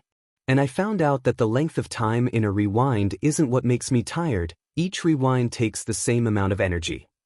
Kai made a sound of approval as he picked Eri up, holding her in his arms with practiced ease. Good to know. Walking into the kitchen, he kissed his fiancée on the cheek. Thank you for that. You're probably going to be much better a teacher than I am where quirks are concerned. The man took pride in the way the brunette flustered and preened under the praise. At this rate, she'll actually be used to it by the time they're married, a far cry from her previous behavior that he greatly enjoyed. The quirkless teen deserved to be flattered. After lunch, which was as good as it smelled, Izumi returned her fiancé's attention to a topic he'd been holding off since she'd mentioned it. I almost forgot. You gave Eri the talk after I told you about what she said at the mall, right? The brunette tensed, looking simultaneously guilty and uncomfortable. No. Well, we'll just have to do it now then. While he nodded in agreement, the man screamed internally. He really didn't want to have this conversation. His daughter was probably too young for it anyways. But if her vague understanding of the nuances of sexuality and interest in learning biology were anything to go off of, then she kind of needed some information from them before she asked someone else. Which, given past experience, would end up being one of his men. Closing his eyes and holding in a heavy sigh, he joined the brunette in explaining a slightly simplified and clinical explanation of sexuality, gender identity, and SXL reproduction. The girls took the talk far easier than he did. Training under Kai and his men was an experience. Dabi joined them on occasion when he was restless, and Inko was busy tending the bar with Kurojuri. Well, when he wasn't bothering Tamura instead. The pyrokinetic had become unusually fond of riling up the decay user since the moment they met. Izumi and Himiko thought it was cute. The pale blue-haired teen being messed with found it distinctly less cute. Joy, or Mimic, as the girls had come to learn his alias, mostly taught the girls math and business skills. Himiko learned the most out of his lessons, Izumi having already been taught quite a bit about both from her parents, but the greenette did appreciate his refresher and little tips in each lesson. The man, whether in his puppet form or his original body, had also taught them some very useful tricks for escape or hiding. Going under the radar was useful for Himiko as she intended on being an underground hero or spy for whatever agency she joined in the future. And with her shape-shifting quirk, it was very easy for her to do so if she tried, though she would have to get in the habit of carrying emergency blood vials to make quick identity changes. There had to be a better way to store blood than those, but she couldn't think of one at the moment. It was while training this skill that Izumi noticed a secondary ability of the blondes, her ability to disappear from one's view. If Himiko held her breath and blanked her mind, she literally disappears from one's range of perception once they take their eyes off her, even for a moment. The second one's eyes move away from her while this ability is active, she is unable to be seen or heard, even if she moves back into view or speaks. That was a fun discovery. Hari was a fun teacher for the girls. For one, he was good at adding helpful tips for their stealth lessons, like how most people didn't look up when looking for someone. That giant blind spot people have 60 degrees up from their line of sight could and should be exploited like crazy. He also preached unusual habits to throw people off when they meet you, like sitting on top of furniture not meant for sitting or words that seem contradictory to how one perceives you based on your appearance. No one expects a girl as sweet-looking as Izumi to swear and be rude, or a girl as loud and expressively dressed as Himiko to play shy and quiet. But mostly the teens just followed the man on city outings where he taught them parkour. The girls already had some skills on this front, the blonde from during her days on the streets and the greenette from her days of hero watching and running from bullies. But the sheer amount of improvement they made on those rusty skills under the silver-haired man was impressive. The man's quirk also allowed for them to train in fighting against an opponent who affects your speed or movement. Or, in theory, one faster than them. A skill Didoro, call me Sakaki Kid, Didoro-sensei makes me feel old, expanded on with his sloshed quirk, so they could get used to fighting while under the influence of a substance, in this case alcohol. His lessons stopping once the others realized he'd used this as an excuse to drink with the girls, expanding their knowledge of various drinks and upping their alcohol tolerance. Kurogyri was the most upset with him of everyone, to everyone's surprise, cowing the dark-haired Yakuza like a child for corrupting his girls. From that point on, the drunk stayed under the strict supervision of the misty bartender, returning the teens' lessons to Hari's far more responsible hands. With just how much fun the girls had with the time quirk user, and his playful behavior that he shows only with them and to an extent the other Yakuza. In private, the teens quickly came to view the man as a second older brother. Tamura being the first. The first time Izumi and Himiko called him Hari and he may have cried a bit, not that he would ever admit that to his co-workers. Even under threat of death. Though he did openly refer to the girls as his younger sisters from then on. Shin taught the teens and Dabi etiquette. Though, surprisingly, the burnt man was already well aware of and a master of the subject. He could name even the most traditional, strict and ancient of behavioral rules and held himself like a well-bred noble when he wanted to. Key words being, when he wanted to. Apparently the vigilante had grown up in a home just as if not more traditional than Kai's. He just hated it. Dabi was actively refusing to use the lessons drilled into him since birth out of spite. Shin was a little baffled by the realization, to be honest, but he quickly recovered. From then on, the Truth-Seeker and Pyrokinetic shared the honor of teaching the blonde and greenette manners, the latter testing them at the bar before and after school to make sure the lessons had stuck. And they had. Correct posture, manner of speaking to imply one's class or social standing, honorific use, the nuances of holding a teacup or pair of chopsticks and what they can display, and even what a bouquet or centerpiece on a table can say through the language of flowers. Himiko and Izumi were equally amused by the way one can simultaneously insult and poison an enemy with the same flower. the latter planning on doing so far more than the former, to everyone's surprise. On top of that, the spectacled Yakuza had taken the girls through a basic course on how to play mind games with a target. How to efficiently pick apart their confidence and sanity to leave them completely at your mercy with a handful of words or actions. As a side effect, he helped the pair learn to recognize those same tricks when used on themselves, building a resistance to said mind games in his pupils. Shin was proud of how quickly his students absorbed his teachings.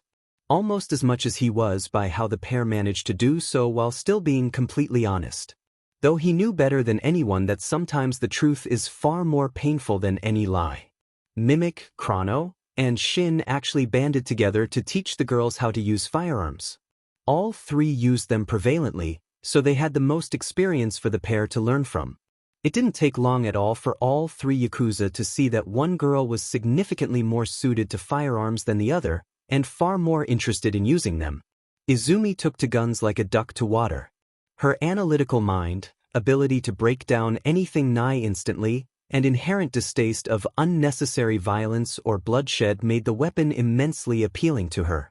For one with her keen eye and knowledge of poisons, how bullets and firearms are built and function, and human anatomy, the Greenette was able to quickly incapacitate any opponent. All while causing minimal damage to herself, any hostages or allies, and the opponent themselves. With a lot of practice and a bit of tinkering, the future Yakuza wife was making out to be an expert marksman.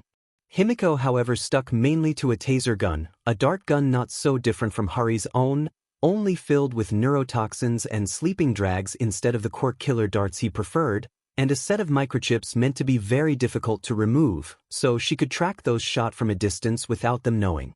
When asked how exactly the Yakuza had managed to make themselves bullets that shut off an enemy's quirk, albeit temporarily, the girls looked distinctly upset.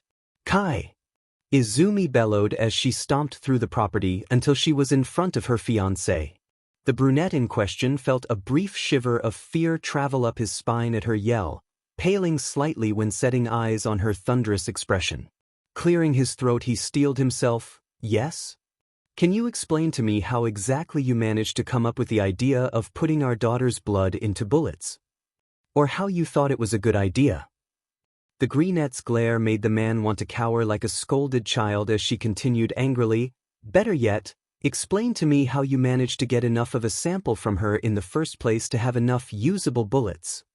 The Yakuza boss gulped, unsure of how to answer without pissing her off more. Thankfully for him, he was spared by the very child they were talking about. "You mean the darts Chrono and the others use?" Staring at Eri, who looked completely unbothered by Izumi's question, the Greenette blinked in confusion. The white-haired girl was totally calm, barely looking up from the bracelet she was making nearby. "You aren't weirded out by this?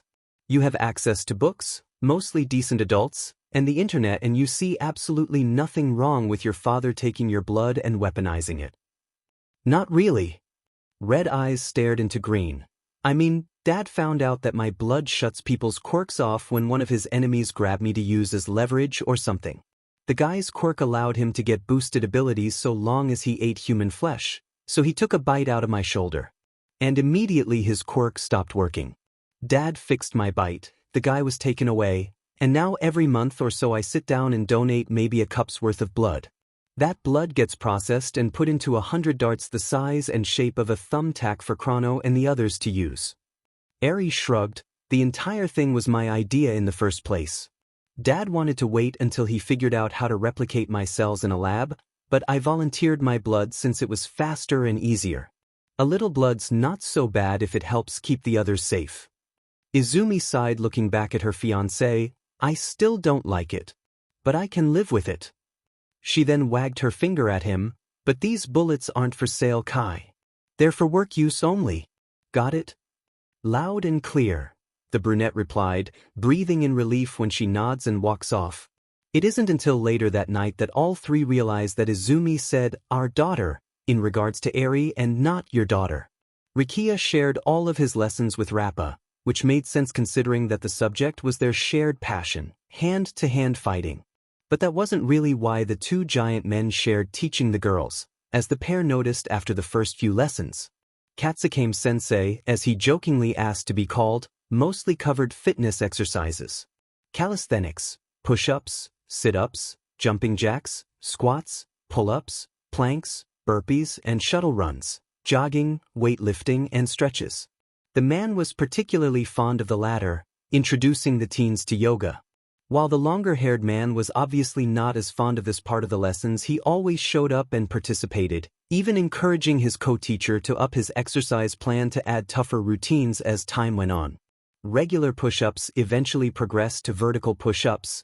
The shuttle run was eventually replaced with the fitness gram pacer test. Just to liven things up, the stretches became more difficult, and they even started doing paired stretches and yoga. The days where Rappa was in charge, however, were all about fighting. How to correctly throw a punch, block, or redirect an attack. Where to hit, and how to move. Rappa's fighting style was a mix of street brawling, boxing, and jiu-jitsu. Rikiya's style, however, was a blend of Krav Maga and Jeet Kune Do. Himiko and Izumi ended up being fairly varied in their fighting styles, both being mainly Rikiya's style with their favorite bits of Rappa's to make it their own. It was through watching the men as their teachers that the teens realized why they had chosen to teach together, and it left the girls cooing over how sweet it was. Rikiya and Rappa were an item, had been pretty soon after they met and, inevitably, fought each other. It was a draw, which neither was used to experiencing, so they made a habit of fighting and training to fight together. Eventually they just realized they liked each other and asked each other out, both being pretty blunt and straightforward. Himiko's loud declaration of relationship goals as she hugged the pair was surprising to no one. The blonde was a hopeless romantic. Hojo and Tabe also shared teaching, though not for the same reasons as the brawny lovebirds teaching the girls hand-to-hand combat. The duo just preferred working in a group, which was a skill vital to a job like heroism that often goes ignored or rejected by professional heroes, unfortunately for them. They covered dodging and evasion, teaching the teens the wonders of cover and diversionary tactics. The first time Himiko pulled a pocket sand trick against him, Hojo wept tears of pride and pain. Sand in the eyes was a very unpleasant experience. Tabe, meanwhile, was extremely proud of his boss wife, as he continued to refer to the Izumi as jokingly when she used his mask's blind spots against him. Once they'd covered all their lessons on evasion, the pair moved on to tracking. Himiko's blood quirk gave the vampiric teen an added advantage on this front, since she could sniff out a target's blood like a shark. The blonde could even differentiate people by the scent of their blood. Hojo started to call her Bloodhound. As a result, a nickname Himiko didn't really mind at all.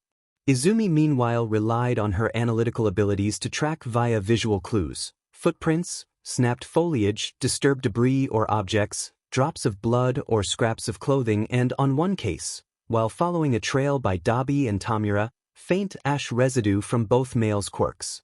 Combined with her gift for technology, she could track someone down easily with her phone, having quickly realized that little loophole in the lesson when Kai sent her a text mid-search to ask how her lesson was going. The Yakuza were too impressed by her leap of logic to, phones are basically tracking devices and most everyone has one, I can totally exploit that, to be upset that she used it against them. Though they did suggest to their boss that they should make their phones harder to hack, to avoid it happening again by someone other than the Greenette. Tengai taught them how to meditate. That's it. Anytime he'd be in charge of a lesson, he would take them through a meditation, sometimes peppering in morals of non-violence, or knowing when to pick your battles. Sometimes Eri and Tamura would join the girls to these lessons, the latter being dragged in by the former. It was relaxing. Setsuno was by far one of the girls' favorite teachers, quickly replacing Hari as the favorite for Himiko. Her fellow blonde was the one covering bladed weapons training, swords being his weapon of choice, which was the vampire's favorite subject. His lessons on blade choice, care, and use were soaked up by the shapeshifter like water in a sponge. And his larceny quirk was equally intriguing to the teen, who took particular joy in watching him steal her knives and katana mid-spar to wave tauntingly in her face as if he were a performer doing some sort of magic trick. Izumi and the other Yakuza watched the blonde's interactions together with open fondness, one particular event being especially sweet to see. The girls and Yakuza had all finished their work and training, sitting together to enjoy the Greenette's flame breath curry, a dish she made and named after her father's favorite quirk to signify just how spicy it was, for dinner after Rappa's prompting for something spicy. Everyone's reaction to tasting the dish being particularly humorous. Most coughed and burst into tears. Rappa whooped, "Now that is spicy," and continued eating despite his burning mouth and watering eyes. Kai and Hari downed their entire glass of ice water after the first bite in an attempt to ease the sensation of, "My mouth is on fire." And Tabe and the girls, including Eri, ate as though it were no spicier than any other curry the teen had made so far. Watching the couples at the table with envious golden eyes, Himiko had remarked fondly, "What I wouldn't give to have someone look at me like that." Her fellow blonde, who was sitting next to her as he'd started to do since he'd taken the vampire under his wing, looked at her in a mixture of understanding and grief. "Take my advice and be careful who you give your heart to, kid. Not everyone with sweet words and a pretty face has good intentions, nor are they worthy of your time." At her confused look, the blonde Yakuza elaborated. "I had a girlfriend not too long ago. Pretty blonde who I thought hung the moon, so I worked hard to be what she wanted in a guy. I was planning on asking her to marry me." He paused, gulping as the memories flashed to the forefront of his mind painfully. "I came home to find out that not only was she cheating on me this whole time, using me to her advantage because it was easy for her, but she had left me with a mountain of her and her lover's debt and ran off with him. She left me to rot." His dark-ringed eyes stared into the younger girls with open agony on his face. "I ended up on the streets, withering away and wishing for it all to end.